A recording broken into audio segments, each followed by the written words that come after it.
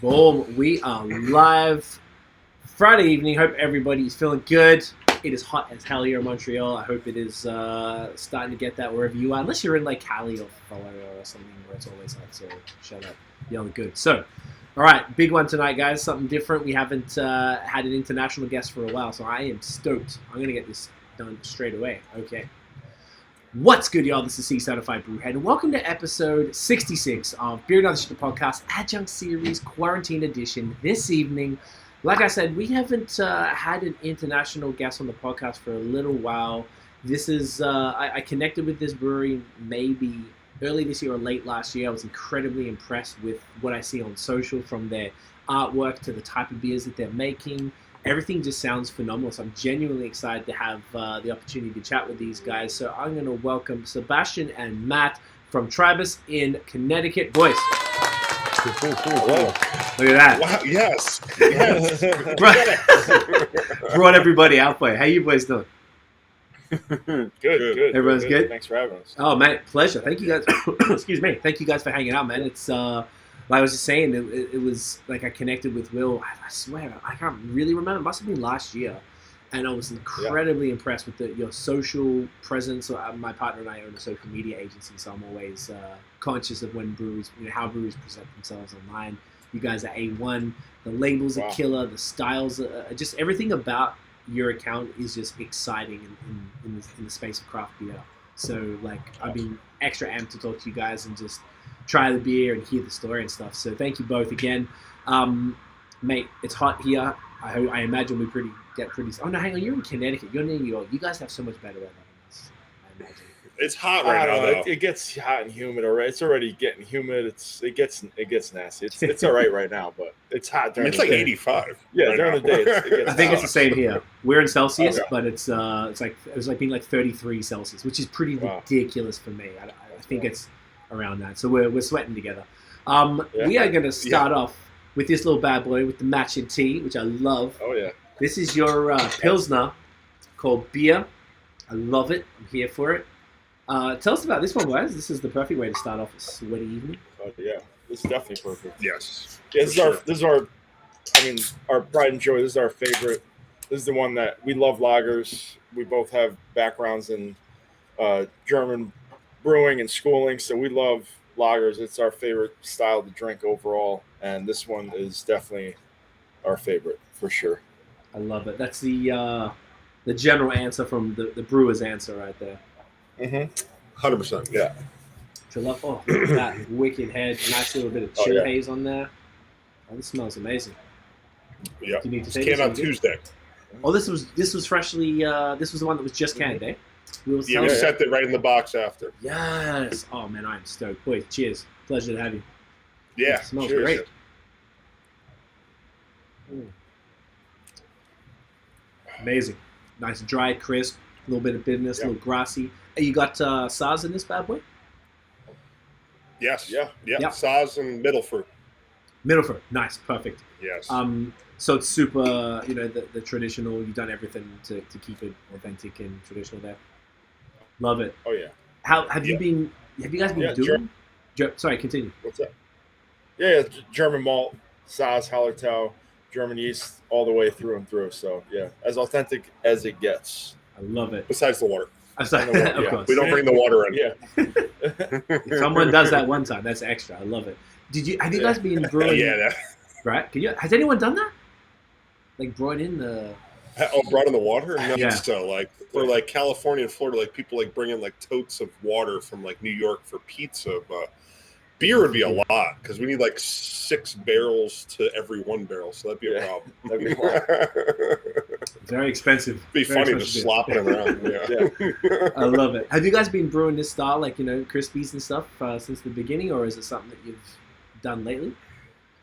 No, this is probably, I think this is our first beer that we actually brewed. The first beer that we brewed when we opened Tribus was Biër. Okay. Yeah. Sounds confusing saying that. But first beer we brewed was Biër. It's the only one we've kept on tap. Essentially almost 3 years of our existence. Yeah. Wow. Always. Is that for any specific reason aside from it being fantastic? It's just approach. I mean, we always found it's just like approachable, and like if you go to like, I don't know, when you go to a diner, you always judge the place by like its hash browns. Like the hash browns are just like the purest thing of the place. Well, for a brewery, it's Pilsner. Like True. You have the Pilsner first. The Pilsner's good. All right, everything else should be in that line. That's the good way to judge that by that. I don't know. That's just like a thing. Yeah.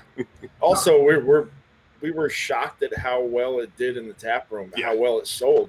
You know, we assume that lagers would do well to some degree, but it like more than any other beer, really. Like it not in terms of style, but one specific beer to another, it moves in terms of volume. So we're like, all right, well, people love it. We love drinking it. We love brewing it. So it's going to stay on.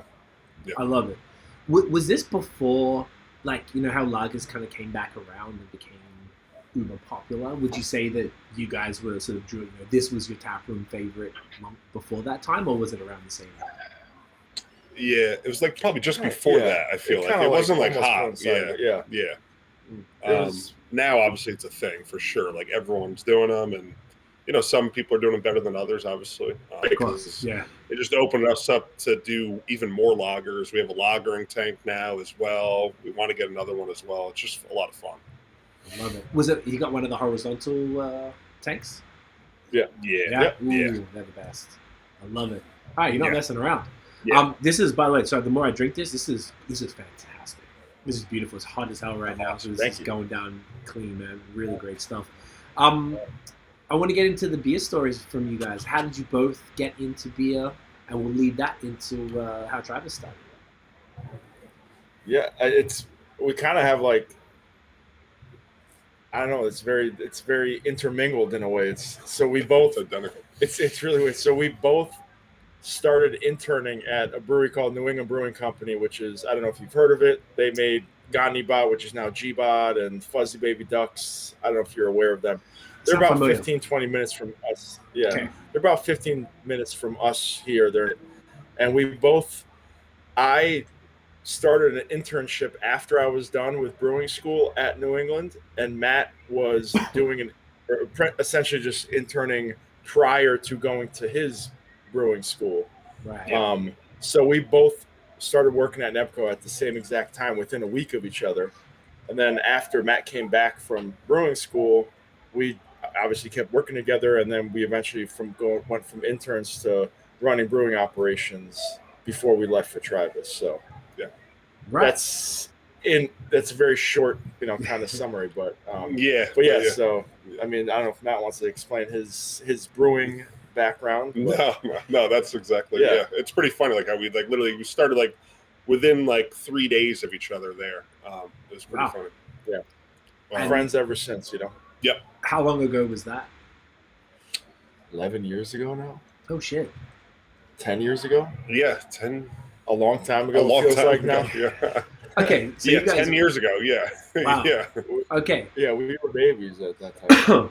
Oh, I can. I was gonna say you look young now, so I can only imagine you guys must have been like. Oh yeah, but yeah, it was fun. Yeah, for sure. Obviously, we learned everything we needed there, and then brewing school obviously cemented that for what we wanted to do, and that's where we learned kind of what we wanted to do and what we wanted to branch off to do. Like we had that opportunity there, which is great. We got to make a lot of new beers there, which is a lot of fun, and work on some of their branding there, which is a lot of fun, and.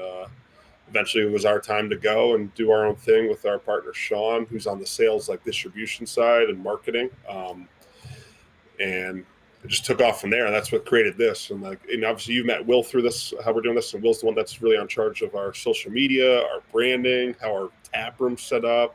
Everything you see as a customer is what Will has created too, including us right now with this beautiful lighting. Yeah, yeah. Say, our producer Tiffany's next to me here. She's just commenting, "Great looking set." And for people listening on the audio, Will has also set you guys up with the same microphone that I have, which is like amazing because most breweries aren't familiar with this type of stuff. So, mate, it's just money all around. Yeah. I appreciate you guys.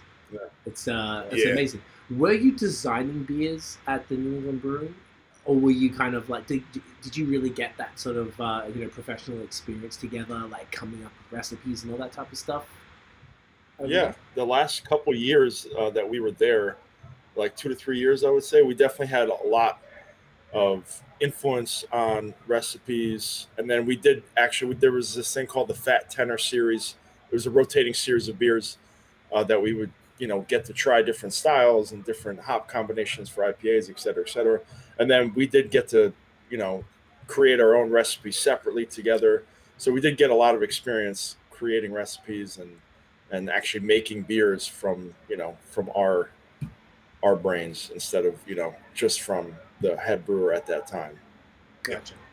And then, so you guys are working there, you're working together, you became good friends. How did the idea, sort of spark for starting your own place? It just, I don't know. It kind of evolved like how we want to do. You always want to do things the way you want to do it, and obviously you don't want a boss. No one wants a boss. It'd be fun to work for yourself, and it's just one of those things that I think we were just out one night at like a random bar, drinking beer, eating wings. We're like, let's try to put something out on paper and see if we can do this and just give it a shot. I mean, why not have a dream and do it? And I mean, we're here now. Obviously, it's exciting, but there's a lot in between now and where we were. Yeah, it was like there's more to come. From that moment that we were sitting in that bar, it was another 3 years of extreme headaches to get to the point where we were opening. Tears, and that was anguish. 3 years ago now. So that was 6 years ago we sat down. It's crazy to think about. It's sometimes you don't realize how time goes by. It's wild. Oh yeah. Is it trippy for you guys? I'm not with that context to kind of look around and be like, man, we created this from a conversation in a bar. Like, does that kind of like bug you out of it? Yeah, there's definitely been moments like that where you're just like, wow, this is like, it's. I mean, obviously it's hit us that it's real, but it's sometimes it kind of re-hits you. You're like, oh, wow, this is like, not a lot of people get to do this. And, we're fortunate that we were able to, and, how it all came together. And it's humbling and it's awesome. And it's, it's great. You love going to your job. I mean, you can't, what else you want? Like you go and you get to hang out with your friends and then drink beers and make beer and, love making beer, and then talk to meet new people like you, and it's could not be happier with the outcome for sure. I love it. I love to hear that, man. It's a beautiful thing. So then, if we try to like sort of give people an idea of really what you were trying to achieve with Tribus. So you obviously, like you were saying, you were working there, you're designing recipes, and obviously you kind of want to just do things your own way. The idea behind this brewery, aside from just having your own place where you're in charge of all the decisions, like what were you inspired by a specific brewery or something like that? Or did you have like, no, we want to do XXX styles or something like that? I mean, there's definitely a few breweries we wanted to make a brewery, like our experience more than anything. We knew we could make good beer, but like, there's a lot of breweries making really good beer. So that doesn't really define you necessarily. There's plenty of breweries that, wow, their beer is good. This Pilsner's good. This Pilsner's good, whatever. But some, I think, defined us like outside of our area of creating a space that was different. So we wanted to make a place when you walked in here and you're like, wow, I'm not here. I'm on vacation. I feel like I'm in, for us, like, oh, I think you're in Denver, Colorado. I think I'm in Portland, Maine. And that's something that we really wanted to create, because that's why we used to always travel to go to different breweries, and that's why we wanted to go to these certain breweries. But I'm like specific breweries, I would say like Three's Brewery. I wish they didn't take that name because we would have used that name. I mean, Oxbow. Oxbow's my favorite brewery. So. But things like that. I don't know. I don't have other inspirations, but obviously there's a lot. Yeah, is definitely like an amalgamation of just a lot of different ideas. Brewery ideas that we kind of, we tried to piece together to some degree. Obviously, we've been to a million breweries ourselves, and like that's obviously was our passion for so long. So any trip we would ever take, we would either take it together and go to breweries or separately. Anywhere we go, we're going to breweries. So we got to see a lot. Obviously, anyone in the craft beer industry obviously understands that when you go anywhere, you just find the nearest craft brewery. And, you're planning it. Yeah. So we got to gather a lot of information that way. Okay, so then if someone was saying, you wanted to describe to someone what Tribus is about, or what sort of styles you do and all of that, like how would you describe it to people? And I guess if I'm looking at the social, or like say just looking at what Will's created there. I'm seeing Crispies, seeing beautiful pictures of like incredible high res photos of like Haze and fruited sours. I think I saw some stouts up in there. So to me, it sort of looked, and this is like completely outside, not knowing a lot aside from chatting with Will. You guys are doing the just the fun, trendy stuff, but super well. You care about what the appearance of the way your brewery is presented to the world, like you were saying with your tap room, because of the labels, whether it's simple yet extraordinarily effective, like the Biër label, just a white background with just straight beer written on it, which is dope. All the other labels that are a little more zany and stuff. That's the picture I get. Is that what you were? Is that accurate? Is that what you're trying to portray? Yeah. I mean, we obviously wanted to, we knew that IPAs, it's what brings people to your spot. I mean, you obviously have to make IPAs. As much as we love lagers and brewing them and, brewing traditional styles, IPAs make you money at the end of the day. That's really, unfortunately, and fortunately, I mean, we love drinking IPAs too. So it's not really, it's not something that we didn't want to do, but you have to kind of play both sides. We make IPAs, we love them, and we try to perfect them to, our best of our abilities. Fruited sour is also a popular style, trendy. We do that, but we do them maybe slightly different from other breweries, and we try to keep it balanced. But we kind of, it's not that it's a secret, or we try to keep it a secret, but we know we make amazing lagers and other difficult styles to make, and that's something that we love. The idea that maybe we're known for, from the Instagram perspective, IPAs and fruited sours, but we have those badass lagers that real craft beer drinkers who are into a lot of different styles, that we know we got the stones to be like, hey, this is a really good lager, we're really proud of it, and we can like show that off as well. And I think that's maybe kind of our image. I don't know if that's but in a way, I guess. Yeah, for sure. Like obviously we have the IPAs that we do, like they're very different. Like I think you have the Benji IPA, which is our Citra heavy IPA with a little Mosaic Eldorado, which is a very familiar combo to a lot of breweries. We think we do it really well. That's kind of like our flagship IPA. But we do other IPAs with like some of the freestyle hops we get with like Motueka Nelson, or like the hat you're wearing Crosby has like great Idaho 7 and Strata, which is in that Slab double IPA, which is like that beer smells ridiculous off the canning line. But we do all that, and we really focus on the hops and try to make those hops pop, I feel like. But like our lagers are something that we really like perfect, I feel like, is what we really hone in on each thing. Yeah, it's something we're passionate about. It's really, we both went to brewing school in Germany, and it's just something that we are, we both kind of get drawn to those styles and the tradition behind it, and it's important for us to like be really proud of them, and we are, and we know that people enjoy them, and it's maybe not as popular on Instagram, but we know we have it, and that's kind of like our shtick in a way. Yeah. Gotcha. How many lagers would you have at any given time? 2 to 3, minimum nice. 2 on tap. Yeah, okay. We usually have a side pull one too, which is nice. Yeah. Ooh, the Luca. Yes. We love the side pull. Oh man, that's just amazing. You guys were really ahead of that. When I say you guys, I mean the U.S. compared to Canada. I discovered it there. Obviously, I know it's from the Czech Republic, but I discovered it out there, and I love that because you guys are essentially leading the world in craft beer. The trends and the way things are going, everyone's kind of following, a handful of steps behind you guys. So it's always cool from the Canadian, obviously in the before times when we could go there and do stuff, to go and to see what you guys were doing and to see sort of how you guys are moving. So I love that. Are you canning everything that you produce? And I guess, were you canning prior to COVID and then now, or has anything changed? Yes. We prior to COVID, we were not canning everything. Okay. We would when we had a can release, we would do 3 to 4 brands, and then the rest, if we had other brands coming out, they would be draft only.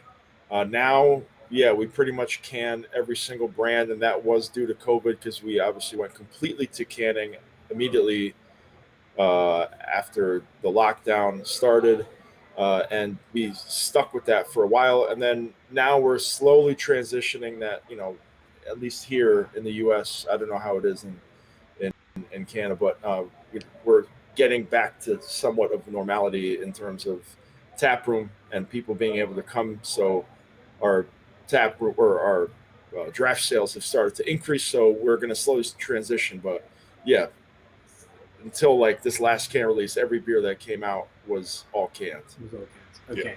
I hear in the background like people talking. Are you open? Like you have a tap room open right now?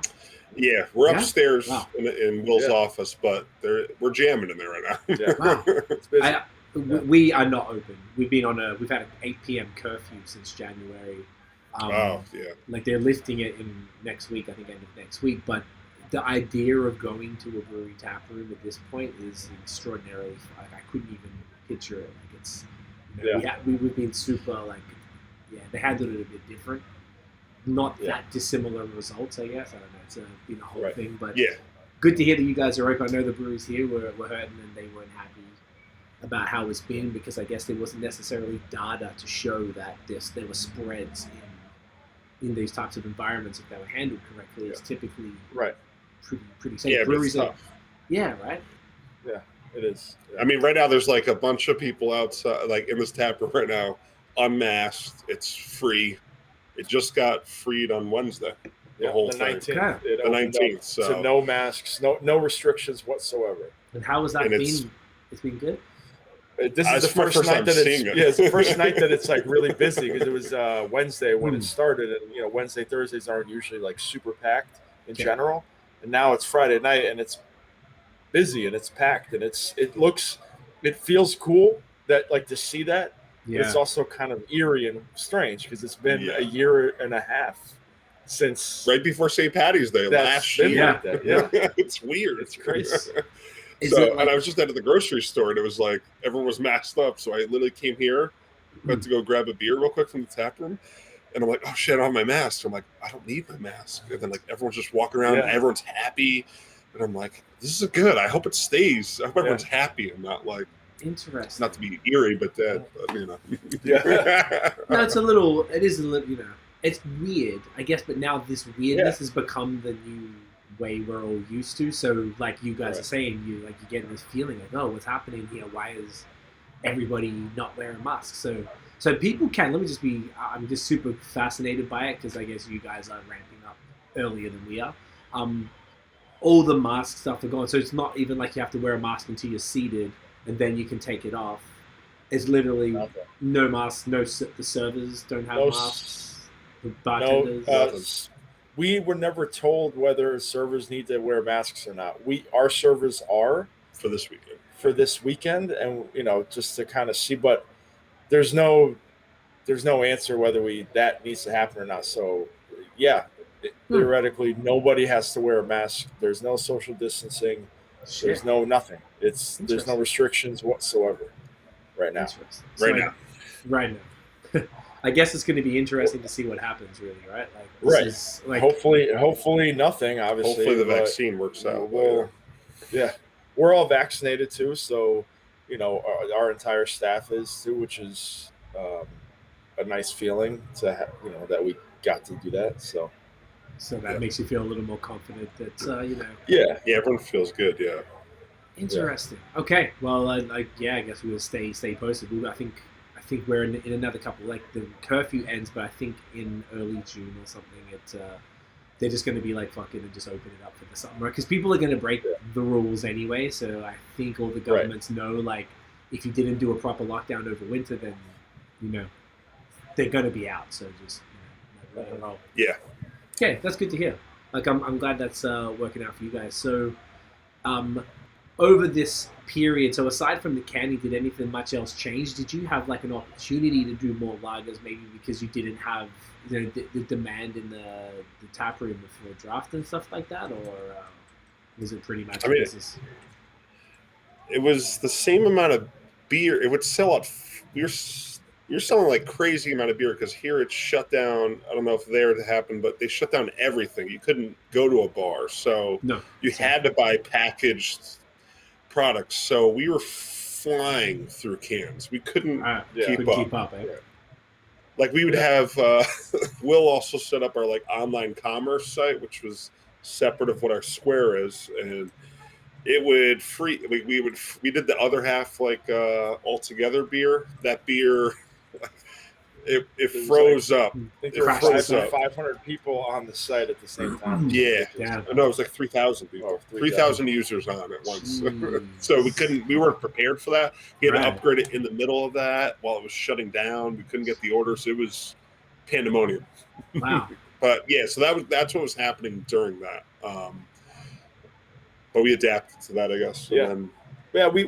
I would say we actually kind of stuck with doing almost a lager every can release or every other. Yes. Like it was definitely almost actually kind of forced to do a little bit less because we didn't have the tank space to keep up with the can demand at that time. So lagers obviously take up a lot more time. So we couldn't really pump them out the way we are now, but pretty close, I would say. Yeah. I think it was every other. Yeah. But we were just doing like tons of IPAs, just anything that, at that point we're worried about how much money we're making and bring it in. So we're just making every style and brand that we knew was popular and would draw, so.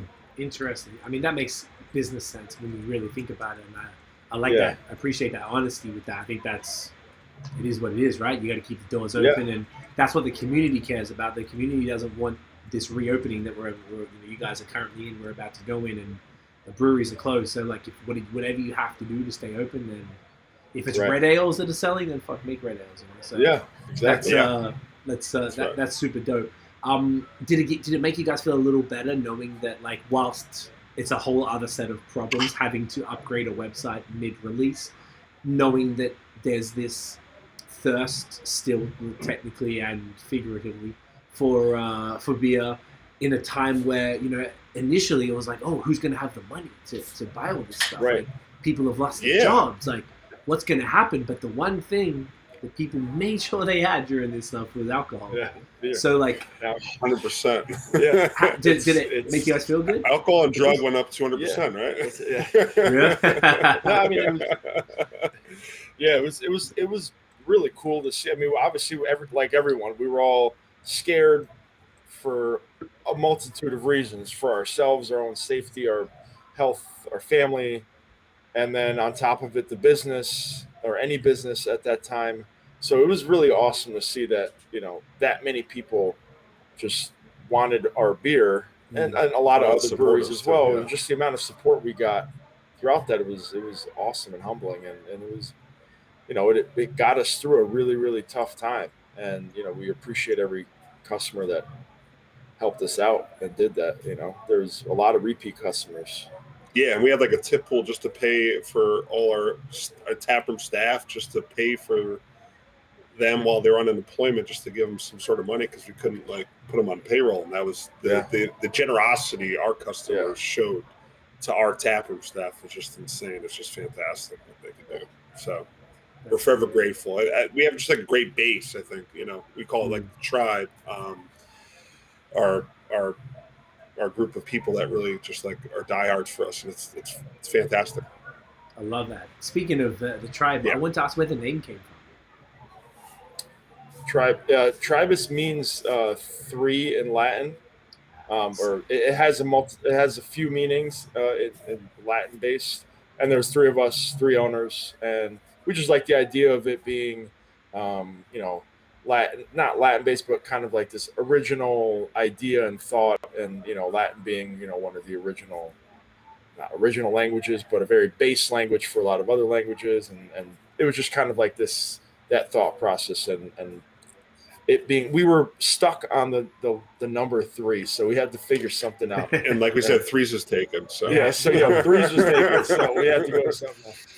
Okay, that makes sense. I love that. Yeah. And another thing, I don't know if people listening or watching in Canada as well are super familiar. Like, I don't know if I've been to Connecticut, but maybe I'd like to hear a little bit about the Connecticut beer scene, and because you guys are a smaller state, if I'm not mistaken, just Yeah, north of sort of New York City Yep. kind Yes. of region. I know where we are. We're right above Montreal, not too far from the other end of New York State.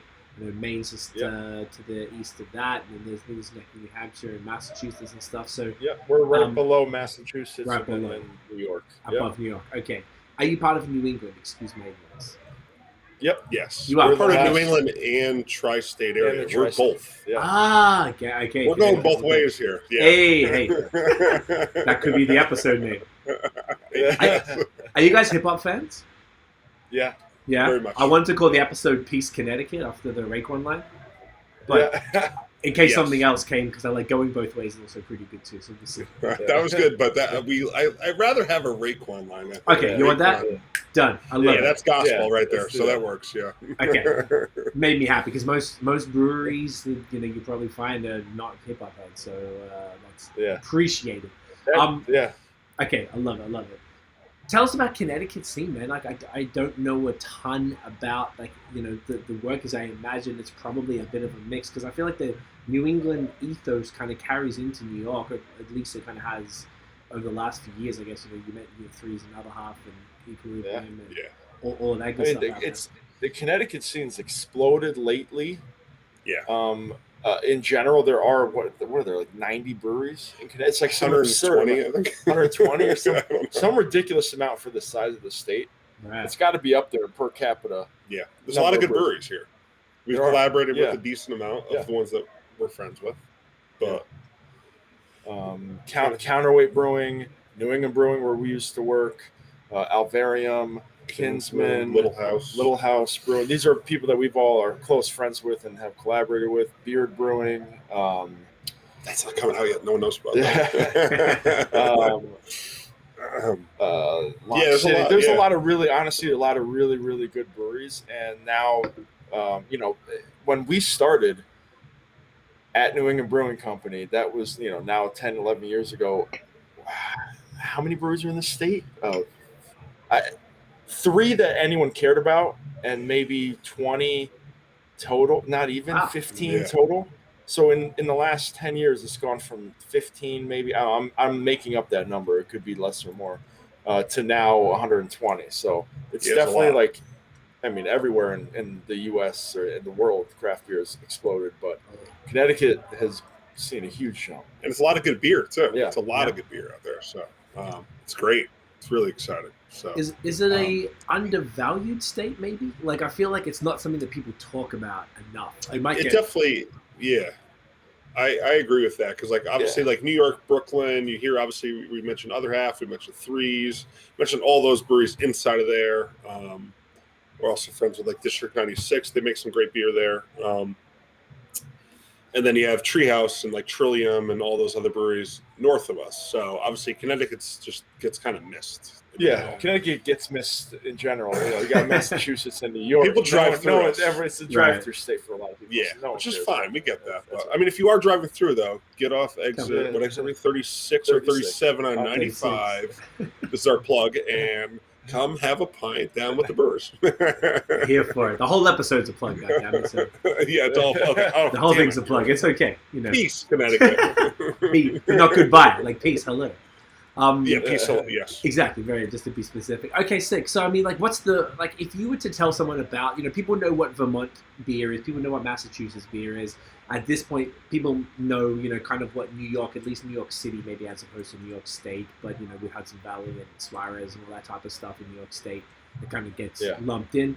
We know what that is. What's the vibe of Connecticut craft beer? Is it kind of similar to most places where you do have the breweries that do a blonde, a wheat, a porter, a brown ale, plus then guys like yourselves who are doing amazing lagers and haze and fruited sours and stuff? Or is it, can you explain it in some way?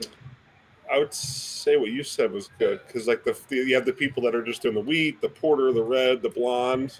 Then you have breweries that are just doing straight haze. And then you have, I think, a lot of breweries that are going super niche and super trendy and just going for that next crazy thing, whatever you're throwing into a pastry stout or whatever you're going to emulate a fruited sour with. And we've done that, too, in the past, too. So there is that as well. But then there's, I think, a lot of well-rounded breweries too, as well. That do. Yeah, it's kind of hard. It is Connecticut beer scene is kind of hard to describe compared to like Massachusetts and New York, specific, even Vermont. I mean, those states also have like really top heavy hitter breweries that are nationally, recognized as top breweries. And they've been around for a while. They've been around for a while. So Connecticut, there are some breweries that make phenomenal beer. They've been doing it for a long time, but like we kind of get lost in the mix between those two states, and even New England in general, like Vermont and Maine. There's just so many big heavy hitter breweries that we, as Connecticut in general, kind of get lost in the mix. And that's all right. People hear about us anyways, and when they're here, they get surprised in a good way. So, Love that. Yeah, I love that, man. I like hearing about like new scenes. It's sort of like as Biër, try just like you guys, we travel for Biër, or we used to, but you end up kind of like it's easy to keep going to the same places. We're here, we can go to Toronto or Ottawa or Quebec City or somewhere. You go south, Burlington's 2 hours, 45 minutes to the border. Like we're pretty close. But it's like, do you go there, or I've still never been to Massachusetts. We just go either to Vermont or we'll just fly to New York. So like we always kind of miss that middle part. We haven't been to Maine yet, or New Hampshire, or any of that stuff. And Portland definitely is. Portland I keep hearing about. Yeah, like you were saying. Portland's food-wise too. Yeah, not just beer, food. Portland's like one of my favorite places to go. Period. Yeah. I kept hearing about it, like Allagash and Oxbow, like you were saying. Like, Oh, you have to. Yeah, it's like you go to Allagash, you go to Oxbow. Oh, it's just the best. There's like 10 other breweries. Novari Res. It's the best. Yeah, it's really great. So it's one of those things where, like, obviously we could all rattle off a handful of whatever breweries from all of these places, but something like Connecticut, the average beer drinker from basically anywhere who's familiar and pays attention might not be able to do that in Connecticut, which I guess is probably a gift and a curse. I mean, I guess it sucks that people don't know, and that there's some great beer out there that's being missed out on. But at the same token, it kind of gives you that underdog status of beer. People love finding that shit that no one knows about, like you guys were just joking about before. That there's some like, don't tell anybody yet. This is if they blow up, it's gonna be hard to get type of thing. So it's like it's an interesting position to be in as a state that's doing great stuff that sort of doesn't have that sort of wider recognition, even if it's just within the sort of region as opposed to nationally. Yeah, for sure. I mean, we definitely want to get recognized. Obviously, we think we do great stuff, but how you do that, we ask that question every day. Like, how do we do it? What do we do? Yeah. Do we have to pay Jeff Bezos? What do we have to do here? What's going on with that? But no, But if other half or Trillium or Treehouse are listening, we're willing to do a collab. I was going to ask you guys about some collabs. Like, where have you worked with? It sounds like you've done a lot of local stuff, but have you done many other collabs? Yeah, we've done like District 96, KCBC. Oh yeah, they're great. We like KCBC. Yeah, KCBC was awesome. We just have one in the tank right now with Biër, and then we've done a few Connecticut breweries as well. Have you done outside? Oh, we've done Gun Hill as well. I don't know if you've had Gun Hill. Heard of it. Where are they from? Also out of New York. Out of New York, Okay. Yeah. So you're right. That's a good way to get the name out there. That's a perfect way to get the name. That's great. Yeah. Keep doing that shit and reach out. But I guess it's harder in these times to connect with people and get to meet the new people and to be able to. Otherwise, you're sending a cold email and it's kind of weird. And right. Yeah. It is hard to connect like that. Before COVID, we were doing a collab like every 3 months, 2 months, 3 months. I don't know, something like that. Yeah. And during COVID, we did one or two with people that we're very close with. It was easy to connect with, and we already have like a strong relationship. So, but new breweries or new people to me, it was hard for the last year and a half. It was hard to like you said, cold call or cold email somebody, be like, hey, you want to do a collab? Yeah, over email. Like it's it's just kind of strange. Yeah, what's going on? Like, don't come here though. No, please don't. We're not going to actually collab. Just, but we'll talk about it, and that's it. It's so ridiculous. Yeah, okay. But so hopefully though, with things opening up, and the idea is that maybe beer festivals won't be too far behind, I would imagine. Then it might reopen those possibilities. Right. Correct. Yeah. Yeah. That's what Beer we hope. fests are going. They're going to be going strong this summer already. There's a lot already lined up. Yeah, we have one in June already. So Yeah. like June Oh, yeah? something. Yeah. Yeah. Very Okay. happy. It's Yeah. go time. Oh shit! Yeah. Man. We haven't got that far yet. But Benji's. Sorry, real quick. Benji's the next one. It's the green one. Yeah. Thank you so much. Yeah. You want to bust out Benji?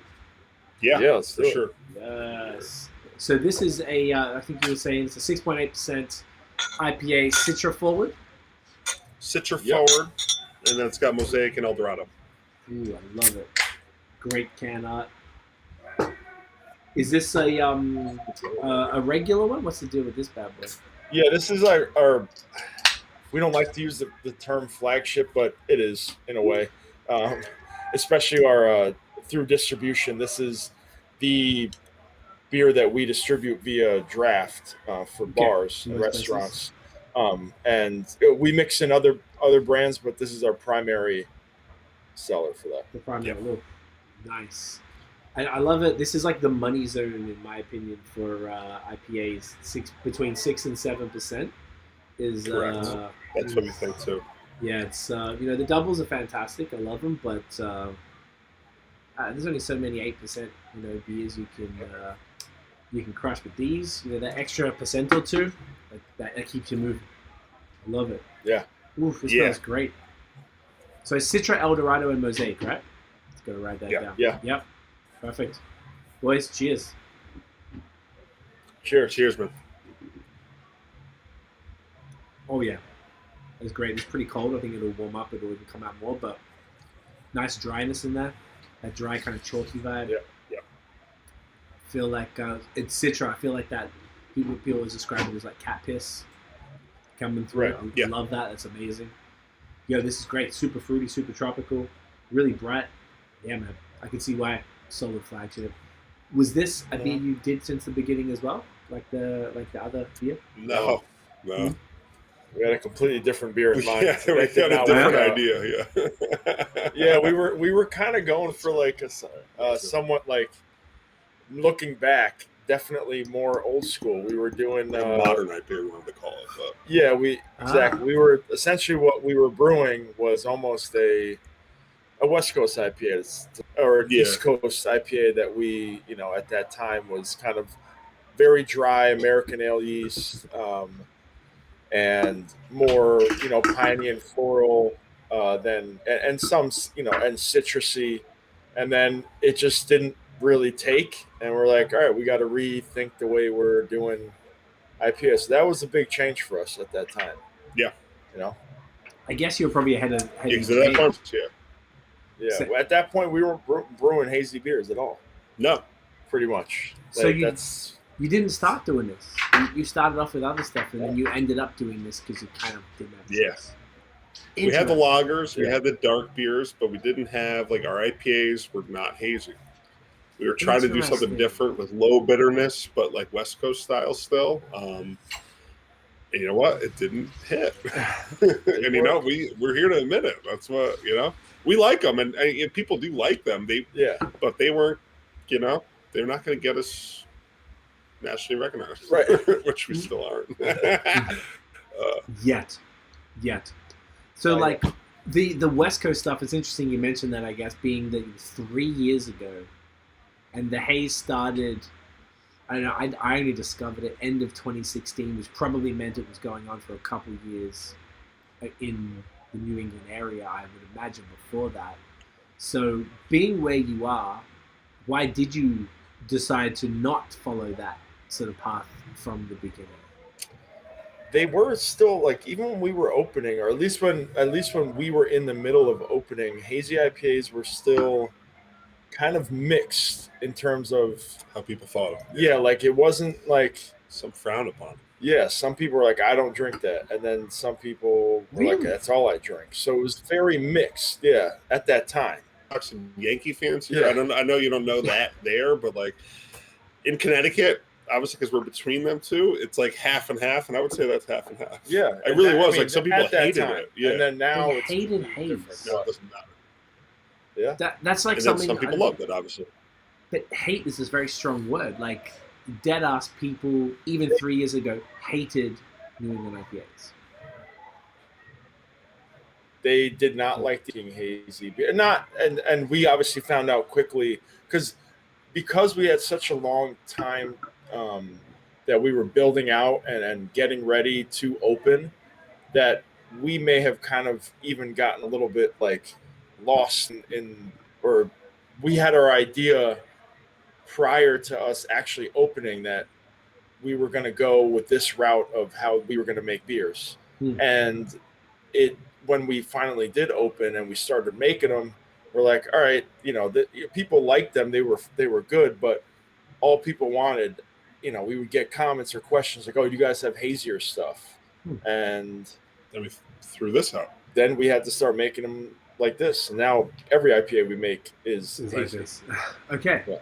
Have you brought back the West Coast? Because it seems like there's a renaissance of other IPA styles. I don't know. I've noticed it here a lot. Black IPAs are coming back.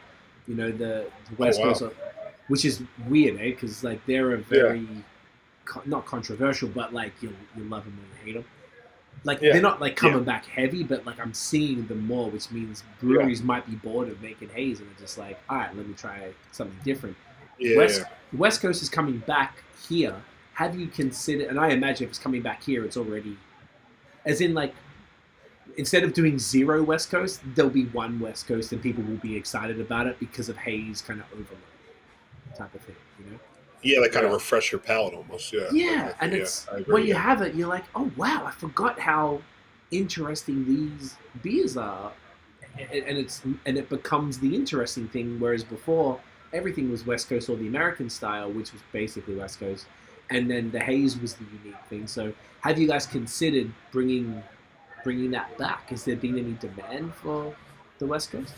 We did do it once, right after the pandemic started. When the pandemic started. Yeah. We kind of brought back our original IPA that we did that wasn't that didn't hit the way we wanted it to, and it was called the Fix, and it did well. I mean, people liked it. It was only growlers though, because we didn't can it, and then everything shut down, so we had an enormous amount of volume that we had to sell just growlers. So it was a little bit difficult, but people liked it. I mean, there is a slight, not demand, but like if we were to put one on tap, people would be like, oh, cool, and they would be interested in drinking it. And there's definitely a niche market for it. Like there are, the older guys who want that West Coast like dry bitter flavor profile. Like when we did the alt beer too, you noticed that. True. We did like an alt beer, like it's just called alt beer, playing off the beer name. Obviously the Dortmund style lager ale hybrid, and that was a huge hit with like anyone that wanted like a red ale, or we have like a lot of older customers that just want like that, I don't know, like Bass pale ale. Yeah, they just want like Bass. They have that. They think it's the greatest thing ever, and we put it on the side pull and it made it even better. So, and it was in Stein, so it was great. But, and it was really good. That was the first take. That was like the craziest beer we've done, and I feel like we've nailed it. I don't want to talk about ourselves too much, but definitely interesting. It's funny you say that that's the old dude beer, because I totally get what you mean. But I feel like, wouldn't the Crispy Boys type of thing, like all the, like, as in comparisons, like the Haze Boys, so that there's people who are just obsessed with Crispies that I noticed. At least here, there's people that, and all the breweries here are doing Czech style stuff. They had some sort of like government funded like trips to the Czech Republic in the last couple of years before the pandemic. So now all of these Czech beers are coming out, and in Ontario and Quebec, and people are losing their shit over it. So alt beers and the Dortmunders and stuff kind of play into that. And that has almost become its own trend. Obviously not to the level of Haze, but it's definitely what I would consider kind of on the trendier side in this new context. So the people who are into your pills and the other fire like lagers that you're doing, were they interested in the alt beer? An alt beer on the side pool is like, yo, I'd be going straight for that. That's no, I agree with what you're saying. We definitely had that too. It was definitely a combination. I mean, it's but it is. I think it's just more the appearance when someone sees like an amber or red ale of any kind. That's you don't see that often now. So when people see that, they're like, oh wow, like especially an older guy who's used to drinking like ambers from back in the day, they're like, oh wow, you guys got a neighbor, and that's great. And but yeah, if you're into like lagers and You'll know that, yeah. you'll definitely get attracted to that as well. So Yeah, Right. for sure. Okay, interesting. Oh, I love that you guys at least giving that type of stuff a crack. Did you do any like Marzens like for? Is Marzen the spring one or is that the fall one? I always forget. oh, it's a spring one. The spring one because Marzen we March. didn't. Yeah, Yeah. yeah. But What's we the full do one? a fest beer. Fest beer, Fest Oktoberfest. beer. Yeah. Yeah, we do a fest beer. Yeah, Hell yeah. and we do a Vienna lager, which it's not It's like exactly like similar-ish. a Metzen, but it's close. Yeah. Okay, and how do they go? Are they kind of old dude beer / a little bit of hype, trendy, crispy The people? fest beer moves. flies. Yeah. Really? Because Nice. we'll have an Oktoberfest like party here, and in general, just people. It's because it's still like a light crushable Yeah. lager. It just happens to have like a little bit more color to it, and people just love it. Yeah, usually when it comes out in cans too, it's just like case orders. It's like certain people want that specific beer. Really? And that happens with some of our lagers, which is great. Like even like we do, Nelson Pilsner. We do our Pilsner base, a little different, not German malt, but the Danish malt, and we dry up with the freestyle Nelson. It's just like really good too. So, That's insane. I never even fun, heard so. of a dry hopped lager with Nelson. It sounds Yeah. expensive and amazing. Yeah, It's epic. It's really good. It's really good. How often do you do Nelson that? works great in lager. Yeah. Oh, We've I done bet. it twice. It's so Twice? fucking good. Yeah. Yeah. We want to do some more things like that with the Pilsner base because it's just really fun. Like, I don't know what other hops we want to do, but something cool like that. Something that can work both ways. So Nelson's a great hop. So it only takes a little bit too to get to the flavor on that Pilsner too. So Yeah, I guess Yeah, you're awesome. right. It's not fighting against as much, and it's got such Right, a unique exactly. a unique profile that Yeah. does it carry like the that white wine kind of through into the Pilsner? Oh, absolutely. Yeah. Yeah. Oh, that's amazing. It's Yeah. really good. yeah, it's amazing. That's also one of our favorite beers that we've made. Like in terms of, it's a house favorite. Everyone loves drinking that. Yeah. Yeah. I don't know. Yeah, We call them Nellies because it's Nelson Pilsner, and then now everyone calls it Nelly. Nelly. we almost called it Nelly, and now it's We just almost- the abbreviation. Now it's cool. Yeah. Now it's cool. Damn it. Damn it! Damn it. You can rebrand. You You can can always a T-shirt out of that. Talking about, I'd wear a Nelly t-shirt right here. Speaking of that, this is actually fun hearing you guys talk about some of your favorite beers because, like, it sounds like obviously you've done quite a lot in 3 years. Like, tell us about some of the other interesting stuff that you guys do, just to kind of because I want to hear you say it as well because I like seeing you do it, but like it's interesting. I think for people, it gives people a bit more of a picture of what Tribus is really about, like hearing the different fun stuff you guys have sort of been doing. We're gonna put Connecticut on the map. We got to talk about a miss. We'll talk about a miss first because Yeah. you Oh, I can't like just that. talk about yourself as being great. You have to talk about a miss. That's You already great. know what I'm saying. Yeah, We did a that's collab right. with Pipeworks out of Chicago, which is great. One of the owners is from Fairfield, so he comes here to see his family. And we connected with him, and we made like just a crazy wacky beer, which we shouldn't have done this. We should have just made a double IPA. We made it's called That Drink. That drank, yeah. That And Drink. it was a gin and juice inspired Kvike fermented double IPA. Yeah. Fruited. Ooh. Fruited and with juniper berries. It was wildly weird. And Okay. it wasn't like, I didn't mind it, but like some people loved it. I mean, But talk it- about love or hate. It was Right. either they loved it or they fucking hated it. That's I did not amazing. like it. I could not drink I it. liked it. I but, could drink it. I get why people hated it. Was that on your side or their side? That was on our side. Here, we your totally side. recommended that.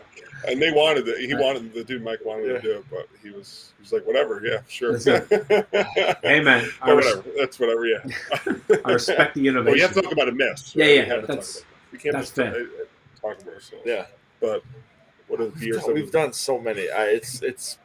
I think in the first year we were open, we did over 100? I think over 100 different brands, That's a lot. which is outrageous. Yeah, that Yeah. is a lot. We did a lot of brands. Yeah. I mean, we've done a ton of different fruited sours. We've done, what's the one we did with Little House? That was that blueberry. We did one called Three Beans. It was playing off you guys have Dunkin' Donuts there, obviously? No, we don't, but I know what it is. I've been in the States. Okay. All right. Yeah. And we did we played off a colada. We played like a blueberry coffee colada. Yeah. We did that into what was the base beer on it? It was like a fruited sour. It was a fruited sour. It was actually really good. It was blueberry, coffee, and chocolate in a sour, and it was. Yeah. It actually was. It did really well too. That was pretty impressive, actually. Yeah. Amazing. That worked. We just did a coconut version of our robust porter, which is called Quest, like Tribus Call Quest, Tribe Call Quest. Play off that name without getting Sued. So going off the hip hop thing, and also Yeah.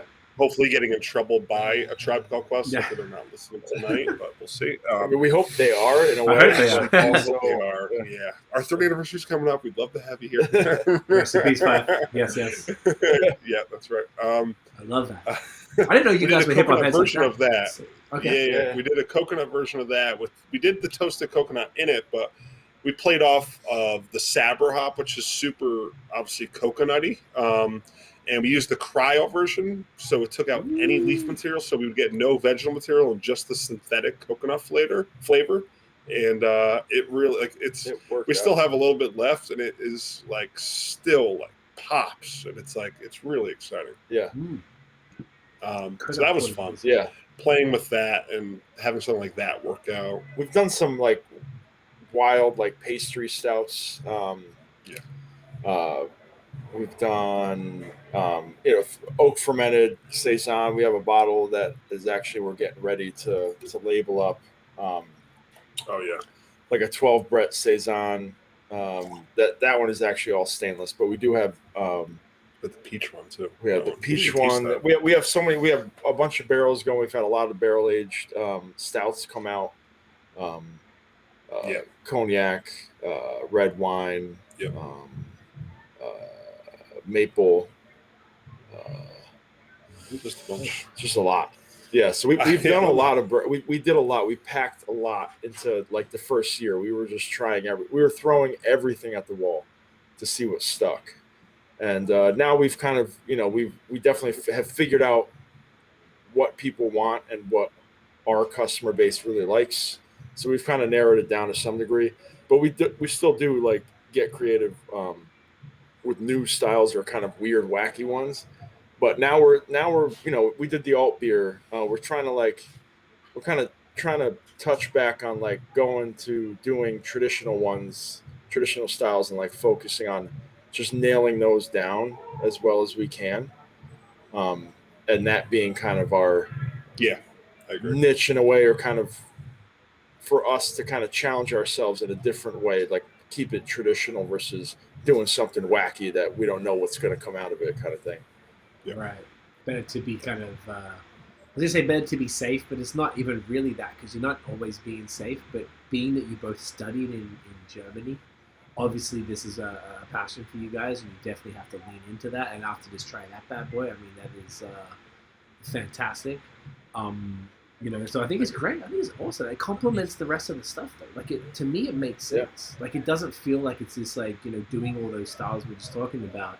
That some of them are old man beers, but they're also kind of hitting. There's this middle ground, and they go perfectly well. All the breweries that do the craft pilsners and all the different crispies, I feel do haze and do pastry stouts and do barrel aged stuff. It's a part of that. So it's dope that it's authentic to who you guys are. It sounds like you both really have a passion for those styles, and you're able to kind of translate that, and it fits really cool into your lineup. Love it. Yeah, for sure. Yeah. And your barrel program, actually, I'm glad you mentioned that. I didn't even think about asking you about that. So, tell us about your barrel program. How many you got? What's going on with that? It sounds like you've done a bit of everything already, sour, saison, stouts. Yeah, I think we have 16 wine barrels going with some all different shit going on. That stuff's just kind of sitting. We just touch on it every couple months to see where everything's at. We've pulled the tequila one. Yeah, that was a cool. That was probably the coolest. Yeah. We did Oh yeah. Sorry, we got it. There was we did a collaboration with Little House Brewing in Connecticut. We did a It was acai berry. Yeah, acai or acai or acai, however you say that fruit name, fruited sour. And then before fruiting it, we took some out and put it into tequila barrels or a tequila barrel. And then we let that age. And then we took that base and after 3 months, we added passion fruit and mango, fruit, and did like a passion fruit mango margarita was the idea. And man, did that tequila flavor come through. It was so good. It was really cool to see that. It was like shocking how much tequila came through that. It was literally like on drinking a sour margarita. base, yeah. Like for a clean sour base. Yeah. With no fruit in it. It was awesome. It was really cool. So that's fun to play with, yeah.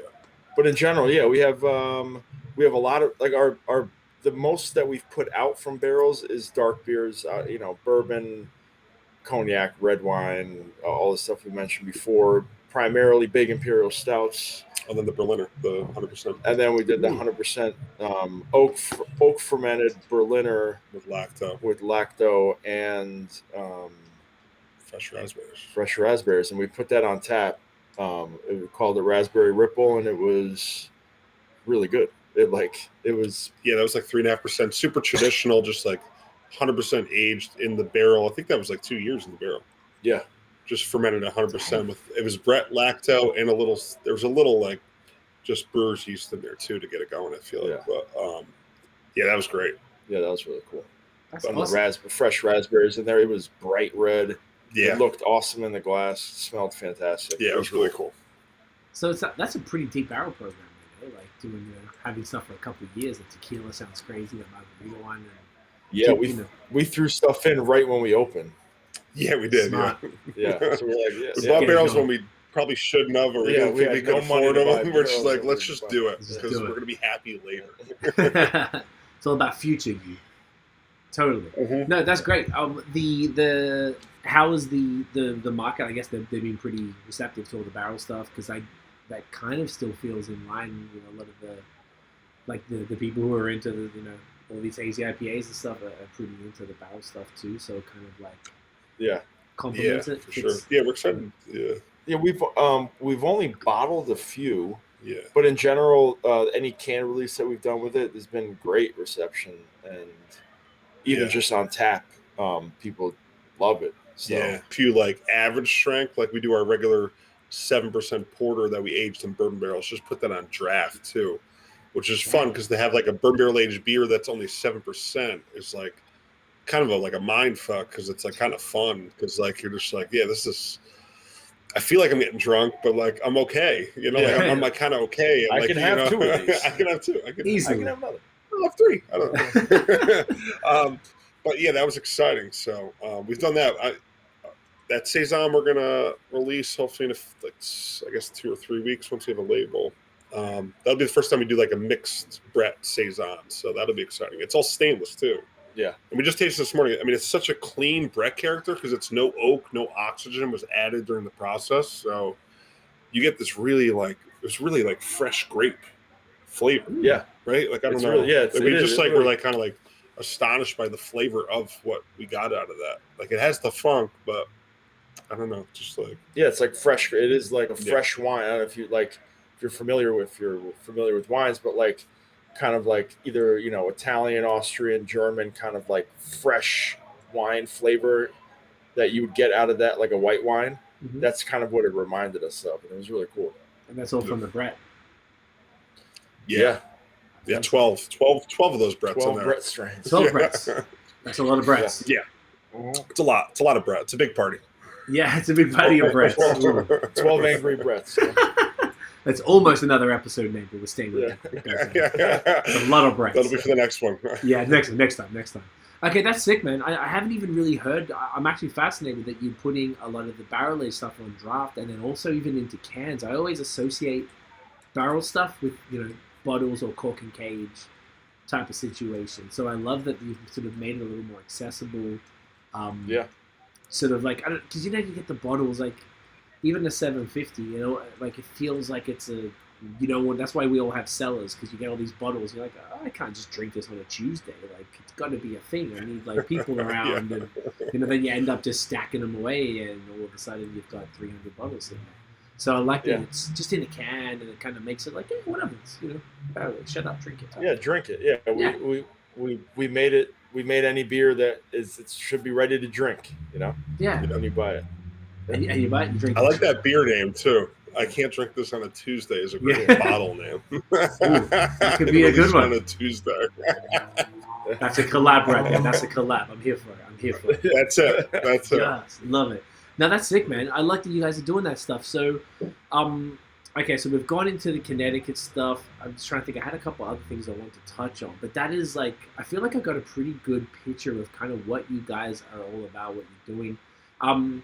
What sort of stuff are you guys sort of working on now that people can sort of expect later? Like, are you sort of continuing now? I guess, and I'm asking that in the context of things are changing in the world. You're opening back up, as we talked about. Does that affect what you're brewing next now? Does you kind of be like, oh, all right, now we're back open? That changes the demand because now you're moving some of the production back to draft, and people want different things on draft, so on and so forth. Like, how's that sort of thinking? I mean, yeah, we're kind of like in the middle of like trying to figure that out now. It's kind of like where we're at. We're in that we're in the transition right now. It's kind of we kind of want to like let the next like month play out and just kind of see what customers' behavior kind of changes and like what's. Let us know, yeah. Like we're only 3 weeks out right now on our brew schedule. Yeah. So we're like we said, other half Trillium, we're ready for the Let's go. We're ready. It's available. No, like you said, like we don't know.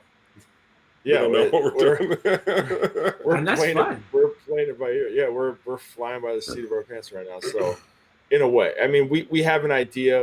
We have, in general, a structure of like what beers come out throughout the year. But we're kind of like seeing what customers want as these things everything starts to open. Are people comfortable? Are they uncomfortable? Are they coming out? Are they still want to stay home and drink beer like in cans? Or do they want to? Is everyone ready to go out? It's summertime. I want to go out and get fucked up. So. If that's happening, then we start making more draft. Yeah, exactly. Yeah, I like that. I love it. That's really what it comes down to, right? Like, do people want to get fucked up? Like, I couldn't even. And it's like I don't know how comfortable I would feel right now. I feel like it's interesting though. Breweries make me feel comfortable because if you think about like, when are you at a brewery that has like a 8-foot ceiling, like an apartment? Like, breweries have fucking 20-foot ceilings with these like industrial strength air things that suck all the shit out. Yeah. So like, it's almost one of the safest places to be, even if you're just thinking about stuff that's in the air and it can take it out. Right. So I always feel like the consumer base, and I feel like I'm conservative in the sense of COVID. I've been extra cautious than some people seem to not give a fuck and they've just been doing all this shit. I've been behaving myself. So like, if someone like me who's a bit cautious like that would feel comfortable going to a brewery, I imagine bars are a different sort of story because they don't have that same sort of situation. But a brewery, people aren't there. They're not like spitting in your ear hole trying to talk to you over loud music and stuff. It's just you're having these casual conversations. People don't get that try. You get a little bit, you have a good time, but you don't get that wasted. Yeah. So I feel like it could be, the consumer behavior is unpredictable, like you guys are saying. I love that you guys are able to do that, to be flexible enough to be like only 3 weeks out and be like, all right, we need more of this because they're sucking this up on draft, and we can just like, all right, let's double down on that for a bit, do a double batch to get that pumped up and blah, blah, blah. Like, that was intentional? Is that, because I imagine breweries. I think that's our we've always strength. We've always been fluid in terms of how we react. We let we started off with a beer, an IPA that we thought everyone was going to love, and they didn't, so we stopped making it, and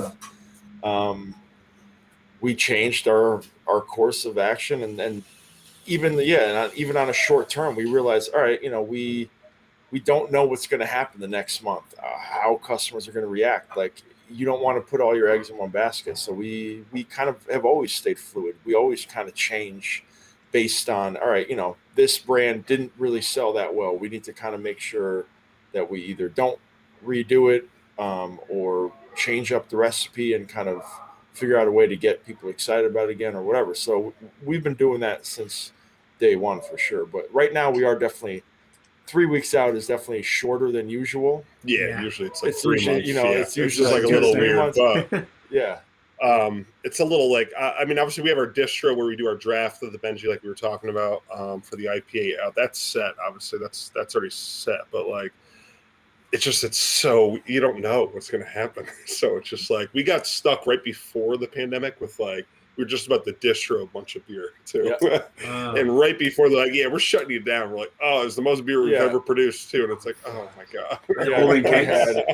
I think we had like, no, it was in the bright tank. Yeah, it was in the bright. We had I don't know, 35. I mean, it was more than what we normally do. Yeah, an enormous more than we had. That we're like, oh, awesome. So we didn't know, like, we were like, we don't know, like, we canned it obviously, but and eventually sold it, but all the restaurants were closed. But all the restaurants were closed, so we had all this draft or potential draft that we just didn't have anywhere to put.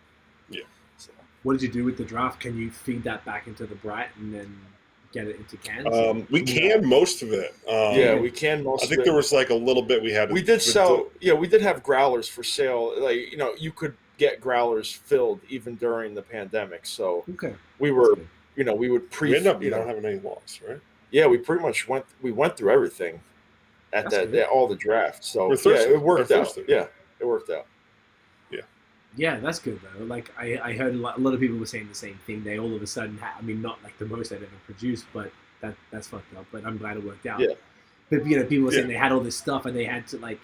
I saw some places were saying they were dumping kegs, which really sucks because like I was like, I don't know, couldn't you have like a COVID safe staff party on the low or something and let just just pour them into growlers and give them to the staff or something? I don't know. But I guess it depends. Every state, city, province, whatever has their own laws with growlers and stuff. I don't know. Right. Everyone can just pour that stuff. I think that, or at least here, Quebec is like ancient. They only passed the law to allow growlers. I think it was 2018. Like growlers were illegal, and cool ships too. They were legal in the same year. Cool ships. There was a law from, I think we looked it up because of doing this now quarantine version of the podcast, and it was, I think it was in 1928 after Prohibition or towards the end of it. They had the same law, and a lot of the things in the province are operating under the same law that they made back then that is based on Prohibition. So they haven't changed it. Ontario is just as bad. They like the biggest. They have a thing called the LCBO, Liquor Control Board of Ontario. It's the biggest purchaser of alcohol in the entire planet, and they mafia type grip on everything that happens through there. So it's like Canada's a little bit different. You guys are like capitalists in that way. It's very interesting to hear whenever I speak to Americans and see how you guys are able to do stuff. I'm like, there's some bullshit laws, obviously, in every that are like, when I say bullshit, I mean in the purest sense. Like, it's ridiculous. It is nonsensical. Particularly with alcohol, that's just like something from like 100+ years ago that just no one wanted to change and whatever. Well, Connecticut had these blue laws up until 2 years ago. I don't know. You couldn't sell alcohol on Sunday, and some other for no like no one had a real reason. They're like, oh well, it's the blue laws, and you're like, what the fuck? What's the blue law? And what is that? Who cares? Weird ass rules out there, man. You can't sell alcohol on Sunday. Or like, why not? That's like the 1 out of 2 days a week that people have off. Yeah. Why would you not want to sell alcohol? And it's like the state was missing out on tax revenue. It made no sense. You're like, didn't make any sense at all. And they finally changed it. Okay. And then guess what? Everyone's buying alcohol on Sunday. So I guess that's obviously those religious. Isn't there something like that? It was a religious, Puritan law or something like that. But they serve wine at communion. They're the sole provider now. Yeah, not the church. No, the church or the wine, the LCBO with wine. Jesus, I never thought about that. That's amazing. Okay, so at least they there's ridiculous stuff, but at least you guys were able to kind of run through all of the product that you had and kind of move on and stuff like that, which is super cool. So it's fascinating because this is the first real conversation I've had with anybody, whether it's here or the States, that in dealing with these new problems yet again. I feel like it's just been a fucking avalanche of new problems every other month type of thing, maybe every other day. And now the new one is trying to figure out what you're going to do in this transition to normalcy, however long that takes. It might feel like now everything's normal, but maybe it's a process, who knows? And you guys have to be nimble enough to, and obviously, like you said, you guys have been flexible, rolling with the punches and be like, all right, that doesn't work, cool, pivot. Bam, bam, bam, which is dope, but it's even more interesting just thinking of where you're at now and sort of what you're going to have to do not what you have to do, but more what you're able to do to sort of please the customers and keep them coming back, and whether it's coming into the tap room or continue to coming in and buying 4-packs, cases, everything. It's awesome. It's really cool. It's like it's almost like more fun that way. Yeah, I mean, it's always a new challenge every day. We have to stay resilient. We just have to. We know something's coming at us that next day. We'll wake up the next day. There's going to be something coming at us. We're ready. We're doing what we can. Yeah, you just got to keep them. Man, people are having a good time there, right? Yeah, I hear you hear the. That's our staff. Yeah, that's our staff. It's the end of the shift. And they're training right now, so they're bumping. It's hard. Yeah. Even more hardcore. They got J. Cole right now. Yeah. Oh, the new Cole album. What do you guys think of that? Yeah, it's not the new one. This is the Forest Hills or something. Yeah. For your eyes. I like the new one. Our tapper manager does not like the new one. Yeah. No. I love it. I think it's great. I thought it was good. I'm with you guys. I thought it was fantastic. I love Cole. Are we doing Slab, eh? We doing Slab? Yeah, I'm a big Cole fan. Can you please grab that's what. Slab, I figured. It's called Slab, the pretty colored one. Let's talk about the beer, and then because I so rarely get hip hop fans on the podcast, I'd love to just. I got a couple hip rap questions that I never get to ask anybody, so this is dope. Tell us about Slab. This one only dropped this week, yeah? Say that again. Sorry, we lost it. This one only dropped this week. Yeah, Tuesday. Yep. Yes. So this one and beer. So this was a quarantine. This was a quarantine recipe. Quarantine recipe and first time recipe. made during the quarantine. So I love it. Use the restroom. Yeah, Strata has quickly become one of our favorite hops. Oh, yeah. And love it. Matt's got to use the restroom. No problem. And we paired it up with Mosaic, also one of our all-time favorite hops. But Strata has become, for me at least, we have another beer called Modern Life. It's a single IPA that's Strata focused, and it's been on tap, and I can't stop drinking it. And Slab is, if it wasn't a double IPA, I would drink a lot of it. But it is dangerous. It's just I get this like passion fruit. I pick up a lot of passion fruit from Strata, and it sticks with me, and it's just I can't stop drinking it. It's so good. It's like clean and crisp somehow. It kind of like dries it out in a really good way and like super refreshing. And I think it works great, and especially paired up with Mosaic. So I love it. Is Strata the primary hop for this one? Yes. Yep. Strata primary. And so I think it's like 60% Strata, something like that. 60. Okay. 65. And what are the sort of characteristics of Strata for those? I mean, I've had it before, but I don't know a ton about the hop itself. Yeah, it's to me, it's like a lot of passion fruit, melon. I get a little bit of that like grapefruit rind to kind of dries it out in a really nice way. It has a lot going on, and for me, it blends that classic tropical fruit, but also like that kind of it has like this dank quality as well that kind of like really works well together with the tropical fruit that you're getting from it. I love that. And you also paired it with, we said it before, Mosaic and Layers. Is Layers a hop? No, that's just the third a third word we like to use is usually a goofy or something different. And it being slab, like slab of the earth layers. Stacks on this one. Stacks of Benjis. Stacks, yeah. I get it. I love it. Yes. I love it. Was there one on this one? Refreshing. Beer, More to the point. yeah, refreshing. More to that was more to the point. That was not. I ain't mad, boys. Cheers. Yeah. Cheers. Yeah, cheers. Oh yeah, man, you guys are killer. I feel like Benji just kept getting better and better as we went, and this is great. I definitely see. You said dank. I'm getting that as well for sure. Yeah.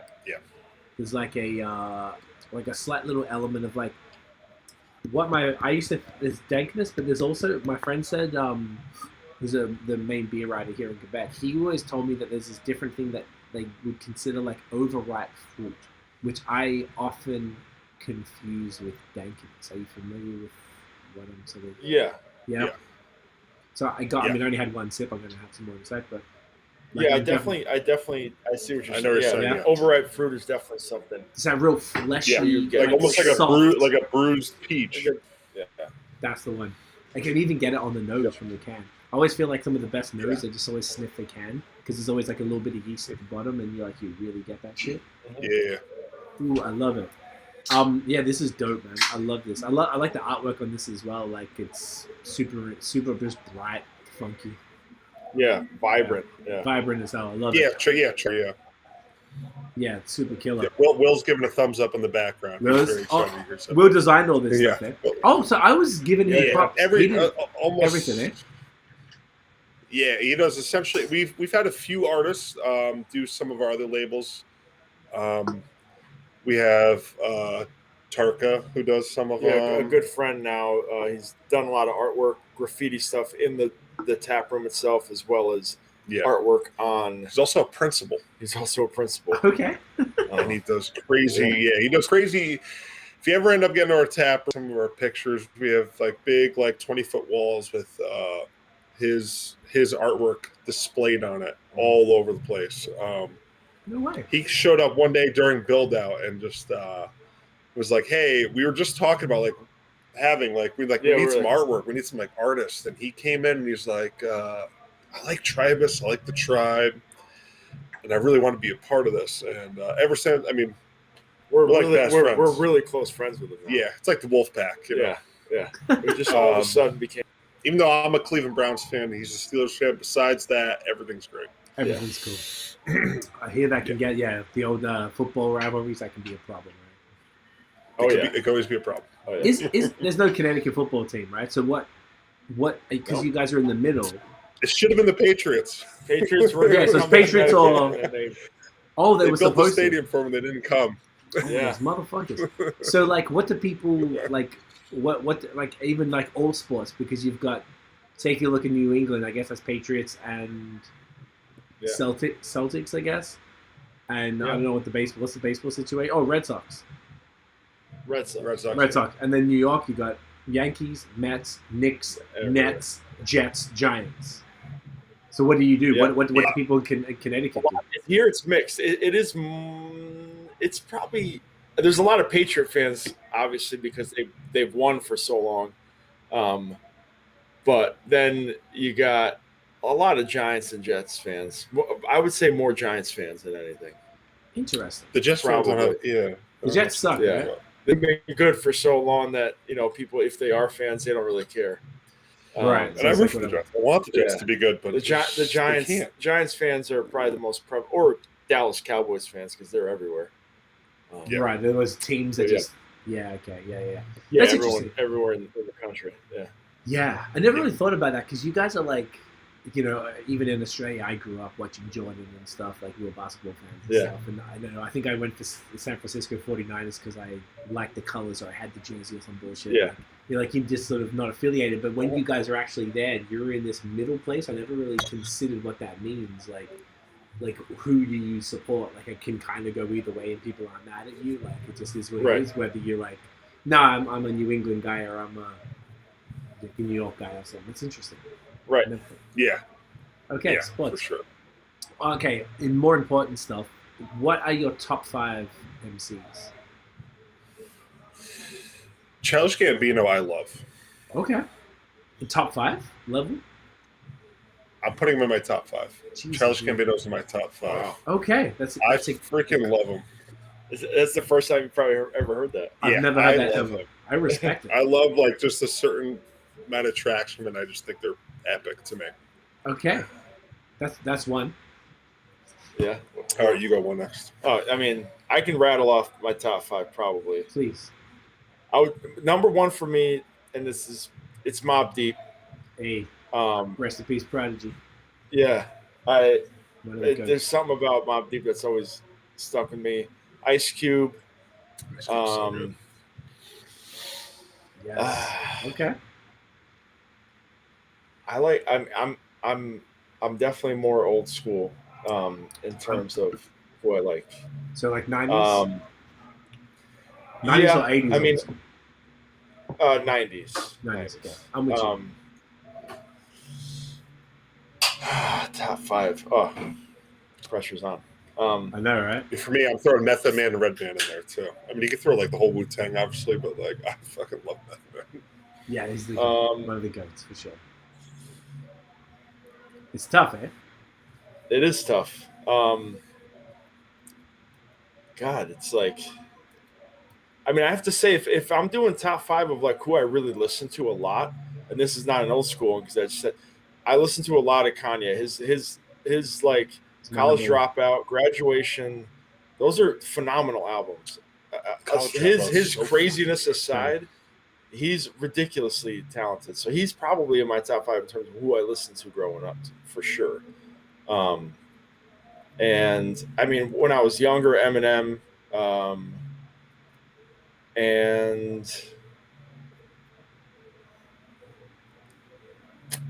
it's tough. It's tough. I mean, if I were to throw a new school person, like J. Cole is probably my favorite, like newer rapper. But that Kendrick Lamar is, to me, just his albums are fantastic. But then I like I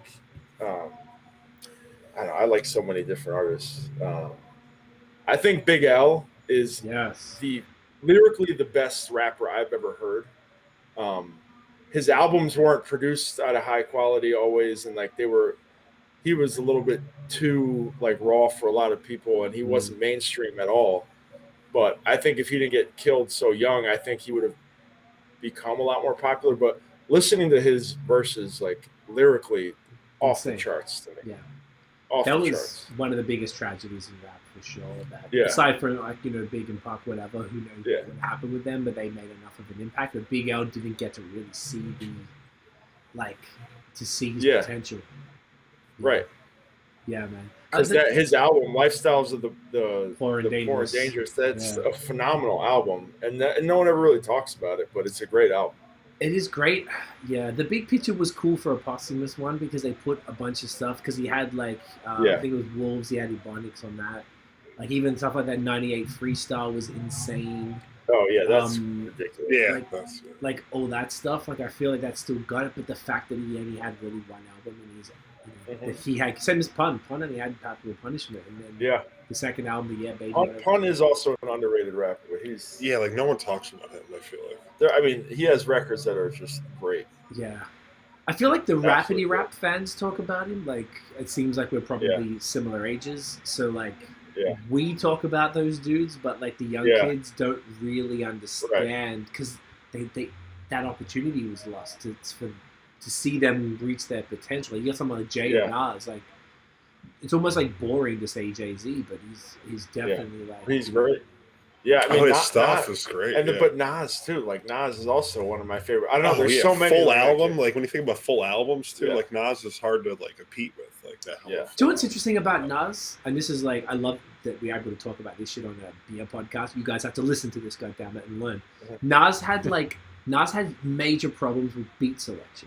Nas's beat selection was so like off and on, like he would nail when he nails it, like it's A1. But it was like 50-50 with him. Whereas I feel like Jay had some weak projects and some weak moments, but I feel like overall, if you really had to think about it, I would say Jay has a stronger body of work Right. over the I think time. just not. I think just Nas's Illmatic album is so fundamentally or just so renowned by everyone that a lot of people just kind of say like, well, Nas is a better rapper. Yeah.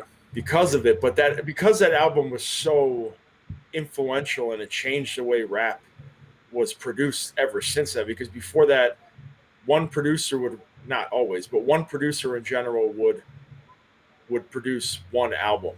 Yeah.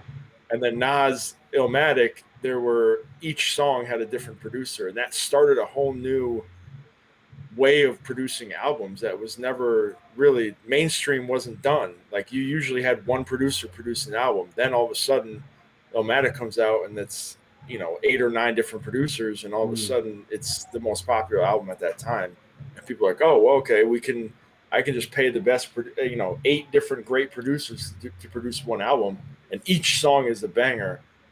People like that, so that's what it changed the way rap was like produced after that. It was crazy how influential the album was. But Jay-Z is ridiculous. Like, yeah, his stuff's A to Z.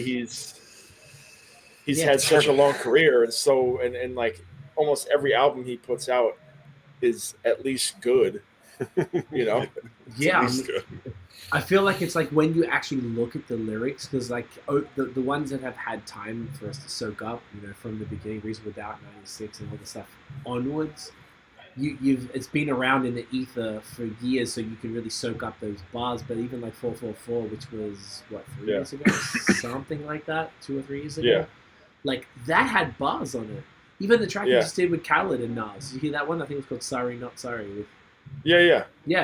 Like, I thought I heard a lot of people shitting on it, but I don't know. To me, it was dope. I don't know. It's just like, it was cool hearing them in where they're at now. They're 50 and they're fucking venture capitalists and billionaires, and it's just different people than the people that were rapping in the 90s. So you have to let them grow. Right.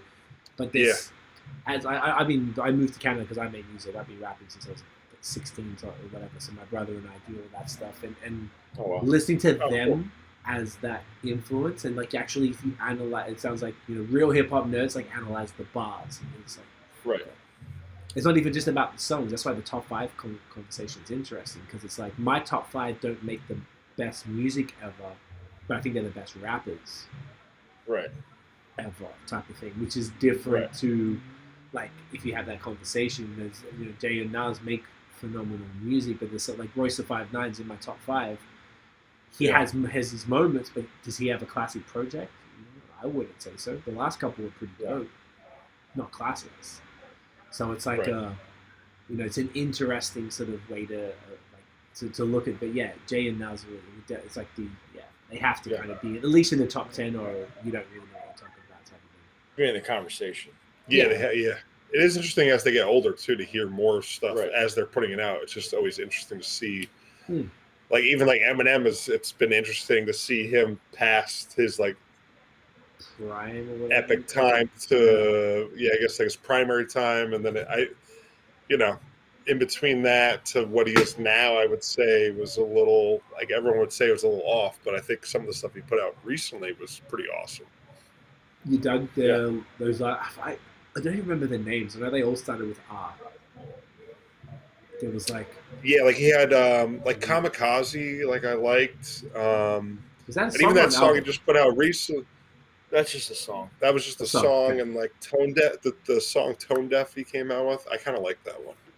I don't know if everyone likes that, but I just liked that was him answering a lot of what's going on in hip hop now, and I thought that was pretty good. So it's hard for him to find a place though too, because people want him to change and do something different, like what some of the things that are happening now, which I don't love, like everything that you hear right now either. Like a lot of the stuff I don't love. Yeah, for sure. So what's your top 5?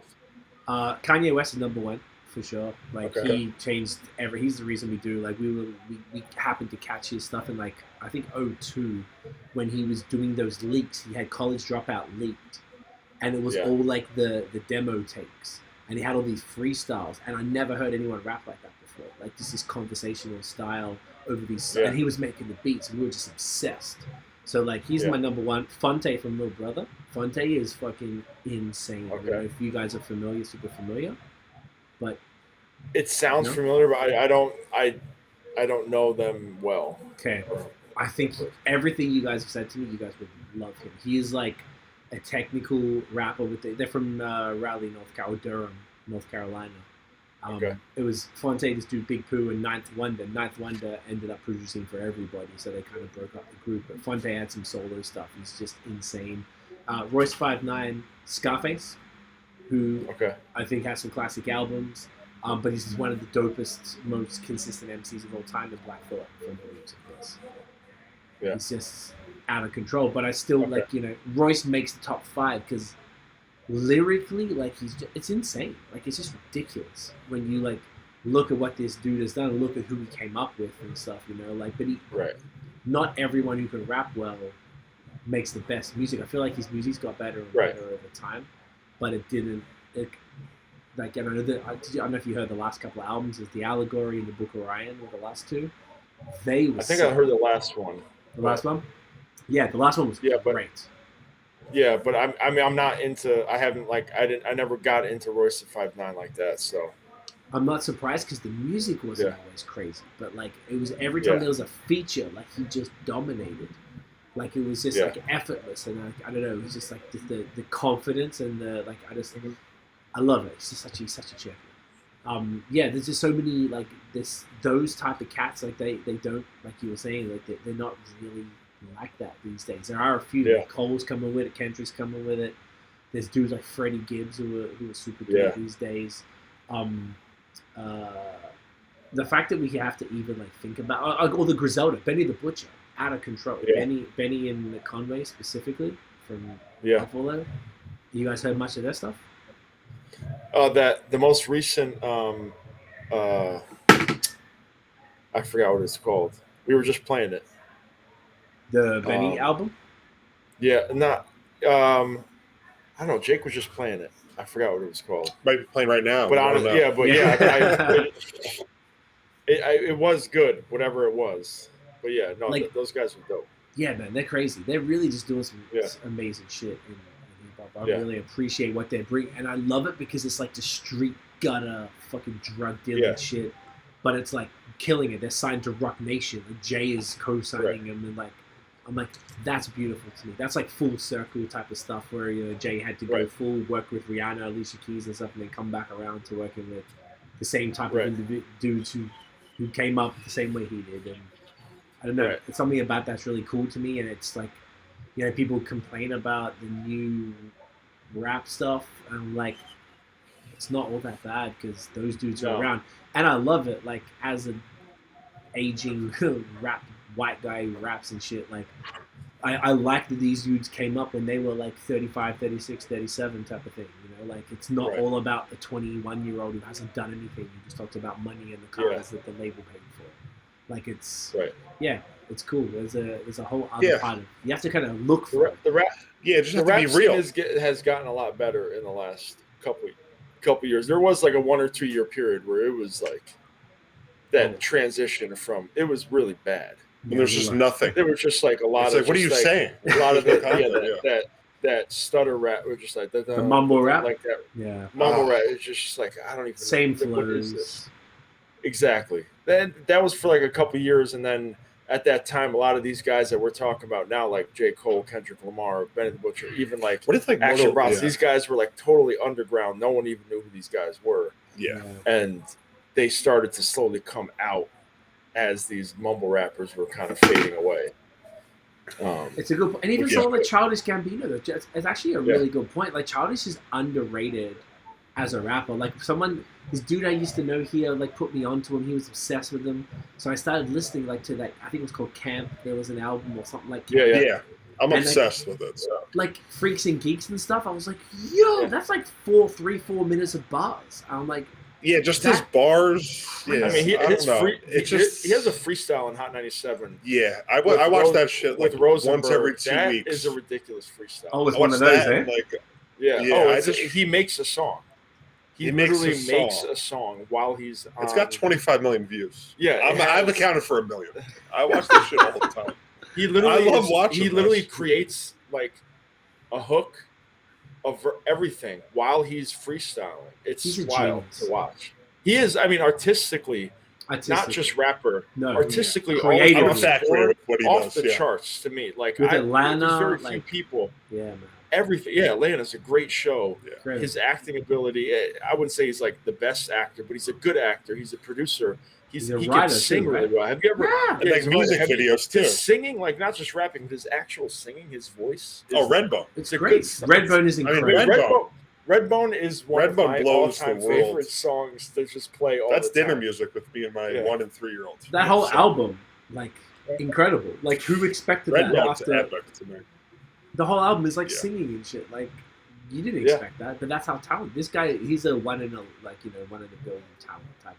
Oh yeah, for sure. Yeah. He deserves Yeah, all yeah. of his flowers. You gotta respect his talent. Yeah. He doesn't have. It's not like a giant sample size because he has so much other stuff going on. But just like the camp and like a few like collabs he's done with people, it's just like sweatpants, bonfire. This is America. It's like really hard. Like that shit's just like insane to me. Like Yeah, this is This Is Paradise. America is Paradise. one of my or favorites. Paradise. A is great good. record to listen to. Hell yeah, yeah. He's Yeah, I an can't actual go right, yeah. genius, like an actual. Yeah. And Like it's just his lines, Yeah. his bars are hard too. hard. So, There you go. Yeah, man. It's They're good. Oh my god, so sorry. You got We're that? having technical difficulties. Yeah, that's what happens when you're sharing sharing the Yeah. iPhone. No, We this is- nailed the line though. That's all that matters. That's all that matters. It's all about y'all. Yeah, like it's crazy. It's actually really, it's an uncommon opinion to have in top 5, but I don't think it's unwarranted at all. Like, yeah. he is extraordinarily talented young man, and he deserves it. And I just love watching freestyles in general. I think that's how I got onto Charles Gambino because I used to always just watch freestyles on YouTube and just watch the biggest hit ones, obviously. And I think that's when I ran into that Hot 97 one. It was Paul Rosenberg. And I was like, It was him who the just fuck feeding is this him, guy? feeding him lines, And or he was feeding just him words, going, and he right. was actually freestyling because a lot of freestyles are freestyles. You know, Which I get. Which I This understand. was literally That's Paul fine. Rosenberg was like, Weird ass beat. talk about tiles, and he just would start freestyling about tiles Okay, one of or those. whatever the words he would start, like a real freestyle. Yeah. Well, because like there's the other ones with like even like Lil Dicky. I just think they're funny and they're good. Like Yeah. he's just like ridiculous. Obviously. Yeah. For freestyles, not for Yeah. like rap. Like we're Yeah. done talking that, but That's a whole other skill Just- set. I always find that interesting. Like Royce said one time in an interview, and I felt mad vindicated because I can't really freestyle. We fuck around, and when we were kids, that's what you did. You got drunk, you Yeah. got high, you would freestyle. That's how you start making songs. And I don't practice that skill set, so I'm not good at it. Yeah. But when I write a song, like I practice that, so it's much better. And Royce was like, I can't Right. freestyle. I don't freestyle. I just write songs. I'm like, thank God, because a lot of people judge rappers Yeah. on that ability. So if you have that ability, it's not necessary, but I think it's helpful. And it's like, Yeah, if you can do what you guys Yeah. are talking about, if someone throws you a word, I'm not that is not me at all. Like someone be able to like throw you Yeah. a word, like particularly the ones who are on crowd, like guy with the red hat, and they'll start freestyling about what people are wearing, and they'll yeah, hold up objects and they'll build them in. Like that is an extraordinary yeah. skill That's set. like that's that, next level. for your though. brain to be able Next to. level. But that Yes. person also can't. I don't even know how you could do. I Yeah. don't understand it. That person also might like, not be I able to feel make a so dumb. song. Like, though. I'm like, I don't even know how you're saying that. Yeah. You might not be able to make a song though. Yeah. Like someone like that doesn't usually make a song like that. When I just mentioned Lil Dicky, great freestyles. Does he have an album? No. Nothing of crazy quality, and that's a great He has like a point. song with like Snoop Dogg, you know, and he has like Yeah, two like, other. He Just has like because you're a 5 good songs. freestyler doesn't mean you're a good No. can't make songs. He never made an album. That's an interesting point because in my opinion, there's 3 skill sets in rap. There's songwriting, freestyling, and battling. And if you're good at one, it doesn't mean you're good at the other. And you have Right. to practice each of them. So you see battle rappers, there's no battle rappers really that are very great at making songs. There's a lot of them that do it. The vast majority are not phenomenal at it. Right. And it's like, because it's all individual skill sets. So if you're a battle rapper like Disaster or like those type of dudes who are in KOTV, Right. like King of the Dot or like Right, URL or all those shit, that's what they do. They're battle rappers. Then there's dudes who are just freestyles like Superstition and like the cats who perform all the time, who are just like, that's their whole shtick is to freestyle. Yeah. Then you got the songwriters and like the Royce and blah blah blah. So like it's people don't understand. When I say people, I guess it means if rap fans don't really understand, so they might judge it. They'll see Royce or they'll see Black Thought. Black Thought's freestyle on Funk Flex, the 10-minute one from a year or two ago. Is arguably the greatest 10 minutes of rap ever produced of all time. When you listen to it, it's insane. It's just disgusting. How the fuck can you rap like that for 10 minutes? It's inhuman. But obviously it's pre-written. It's not freestyle. It's not off the dome, but it's called a freestyle type of thing. So there's like this whole. Just because he's not looking at it, he's just like remembering. And that's okay. Yeah, like, and I get that. Yeah, that's a fun argument too, because I'm like, some of them, like you're like, there's no way you just have it, and I get it, but. But when you hear a real freestyle, you can hear the difference. The Five Fingers of Death with the Five Fingers of Death, Wayne Brady. He did that. Wayne What Brady, the fuck? dude. Wayne Brady did one, and even I don't like love him, but Shia LaBeouf, I'm like, damn, dude, that guy had something. He did it. He did it. He didn't. Yeah. But Wayne Brady was like the one that most impressed. I'm like, holy crap, he has like flow. He could just keep it on point as they were throwing things at him. Different beats too, and he was just. That's insane. pretty. The Five Fingers of Death is super tough for anyone who knows to listen to Sway in the morning. Like, that shit is pretty. Yeah. That shit is pretty tough. That's a skill set, bro. That's a skill set, and you have to work. It is. Yeah. It's like anything. It's like making Pilsner versus making Haze. Like it's not the same. Yeah. It's very different. You can't just do. It's a different thing. You can't be a Haze brewer and then all of a sudden throw you in and just make me a world-class Pilsner. And, you know, if you don't know. It's like one of those things. Yeah. It's like there's a lot of like parallels potential. I know I'm trying to pull that out my ass right now, but maybe there is some parallels between music and at least hip-hop and brewing in the sense of those skill sets are very different because you can do one. Right. You might be able to knock out the most fire, creamy, tropical, dank haze of all time, but doesn't mean you can do anything, you know, in the crispy realm. Or maybe you can't make pastry stouts for shit because it's a different skill set. And you have to understand the nuances of that. You have to work on all of them. Yeah, and it's that's true. Yeah, that was a very unintentional parallel. But it kind of works. I feel like we've kind of drowned the people for like 20 minutes. Come full circle. We have come full circle. Yeah. You have like that lyrically sound, but like you were saying, lyrically sound, but the music wasn't as great. You know, it really does matter. Like, if you have the beats, you're lyrically sound, and have also the bars, the material, and then also, I mean, if someone's attacking him, you can throw a diss track out and successfully accomplish that. That's what puts you onto this level that we're talking about, top 10, top 5, obviously. Yeah. And, you know, all these guys that we talked about have thrown out like straight diss tracks too, which is also really exciting for us as the audience. Yeah. There's nothing better than those sort of live battles. There's been a few of them over the last few years, even as more on the mainstream side. The Pusha T Drake thing was super interesting because they started getting messy. Yeah. Pusha doesn't give a fuck. Yeah. Drake was messing with the wrong dude right there. Like, he doesn't care, man. He's crazy.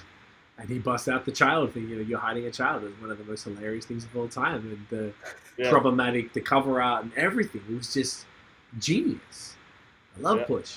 And, you know, I love Drake too. Obviously, he's from our city and stuff. But, you know, like, that was... Pusha's so good. Pusha T's also very underrated. He's so good. underrated. He's top 10. He's definitely in the top 10. Also, Outkast. I'm throwing them in. Yes, bro.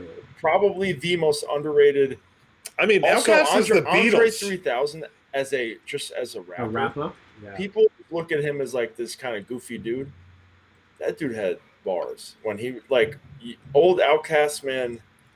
Outkast is the Beatles of rap. Yeah. I don't know where that has to be said, or we have to make a meme about it, but like they're because the changes in song, like they could just do whatever they wanted. Yeah. Like the Beatles could do whatever they wanted, and they changed the face of music. That's an interesting parallel, particularly with Speakerboxxx and Love Below, with like, you know, Andre doing like all of a sudden he came from the Southern playalistic dude doing the rappity rap shit all the time. Then at Quemini, they do that P-Funk type of like, Yeah. or whatever, that kind of weird type of shit, which is one of the greatest albums of all time as well, not a question. And then they come into Love Below Speaker Box, where Big Boy's doing that kind of funk, like poppy shit, and then Dre's doing the Hey Ya, yet he's doing like Prototype and like all those other kind of joints. They are absolutely, I don't know if they're underrated, but I really hope they get enough flowers. And unfortunately, they never get put in that conversation, like of like goats, the greatest rappers. Yeah, not publicly. I feel like it's slightly it's unfair to them in a way, because they were the first like big Southern rappers too. Yes. Like that's the other thing. Like a huge portion of this of America that was like, they were huge for that part of the country, because every rapper was just like primarily New York or a little bit LA later on, and then it was nobody cared about the South at all. And then here's Outkast, and they just hold it down, and they just drop. They came out strong too, man. So strong. And that Source Awards, I think it was '95, where like Dre's like, the South got something to say. That was the one where Snoop was like, the Suge Knight was like, oh, you don't want to hear CEO dance in the video, come to Death Row. Snoop was like, oh, you don't got love for Snoop and Dre or whatever. Like that was like the big one that really separated all three coasts, if you want to say that. But you are 100% accurate that Outkast would be the biggest. I've heard a lot of rap people, like journalists and whatever, say, like, I'm talking years ago, I never even thought about it. They were saying like Andre 3000 was in their top 5. I was like, what? Like, are you crazy? Like, relax. And then I realized over time, like, oh, okay, this dude has extraordinary confidence issues in and of himself. He lives in Brooklyn, just walks around and chills right now, apparently. Right. But he's one of the greatest, and he just has no confidence in himself. But I think they have diamond albums, if I'm not mistaken. I think Love Below so. I think they're straight diamonds over there. I mean, it's fucking crazy. I don't know. I can't think of an album I don't really like from Outkast. So I like every song. Like every song just brings it. Like some of the songs you put on, you're just like, yes, gets you in the mood too. Like there's a lot to what they're doing. Yeah, man, definitely underrated. And they have two elements too. Yeah, every song has two elements. And that's been their beauty, though. That's been the whole thing. That's man, it makes me want to go listen to a Quemini right now. It's just one of the greatest albums. Yeah. Yeah, you'll throw that headphones on tonight. Oh man, I love it. Oh man, this is great. I feel like it's hitting about 11 o'clock. I don't want to keep you guys, but thank you for talking rap with me, man. Like that was completely unexpected. It never happens here. It never happens. So I appreciate it so much. Boys, thank you so much for your time, man. This has been fucking awesome. These beers are crazy. Yeah. I love everything you guys are doing. You guys are awesome. I'm happy you're open and thriving and about to have a fantastic summer with beer festivals and crazy shit ahead. I appreciate y'all for real. We definitely have to do this again. Where, for sure. I don't know, do you want to say anything of what's coming up next, and then tell us where everyone can find Tribus online? Yeah. We have a collaboration with Biër Brewing.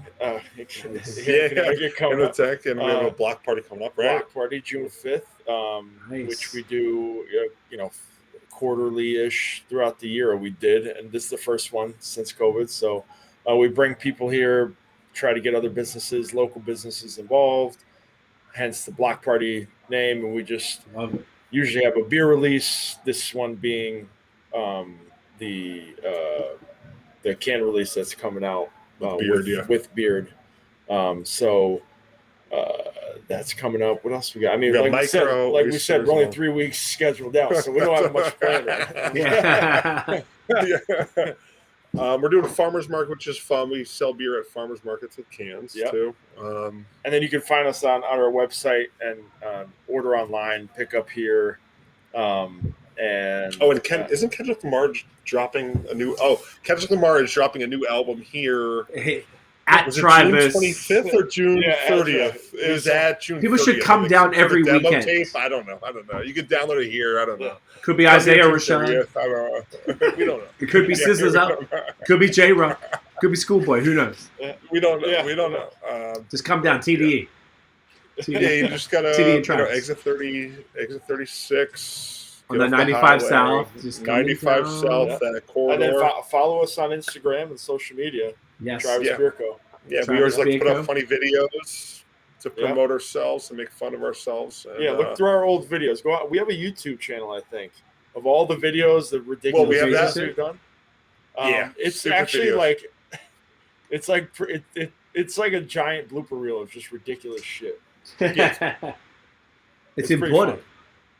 Okay, Yeah, so make yeah. sure everyone check that. Do you know what I forgot? We have to do the thumbnail for YouTube. So we're going to take a screenshot. If you want to hold up some of the cans, I'm going to hold up the can. Come here, you bastard. Come on. Yeah, here we go. Oh. There we go, right? Oh, that is gorgeous. Yeah. That is stunning. I love it. Boys, stick around after we'll say goodbye properly, but I'm going to wrap this up for the live show. But honestly, thank you both for hanging out. This has been awesome. I really appreciate your time. This has been a fun convo. Great discovering your beers and everything about. Look at that. Oh, that's the cherry lime. Yeah. I just Yeah. cracked it. I don't know. I was here. Nah, fuck that. Crack that shit. Yeah. Cherry lime sour. Here. We got them all in. I'm going to do a video for that after Yeah. this, actually, so I can make sure I look at that. Ooh, Yeah. look at it. Look at it. Ooh, it's basically cherry Beautiful. juice in it. Look at it. Ooh. Oh, look at that. Don't you wish you were in Milford, Connecticut right now, people? Come Yeah, on, you you see need to that. be in Milford for that new Kendrick Lamar album drop Right? June 30th. Come on down. And the accompanying beer that you'll speak about later. Yes. Right? Yeah, that later. Yeah. That's very, very cool. Everyone, thank you so much for watching and listening. If you enjoyed the episode, smash the thumbs up, hit subscribe below, hit the notification bell so you know when the new drops. Follow us on social media at BAOS Podcast. Check out the long form audio so you can hear attractive gentlemen like Matt and Sebastian talk about craft beer every week. We'll be back next Friday, 9 p.m. We'll see you then, guys. Peace. Cheers. Cheers.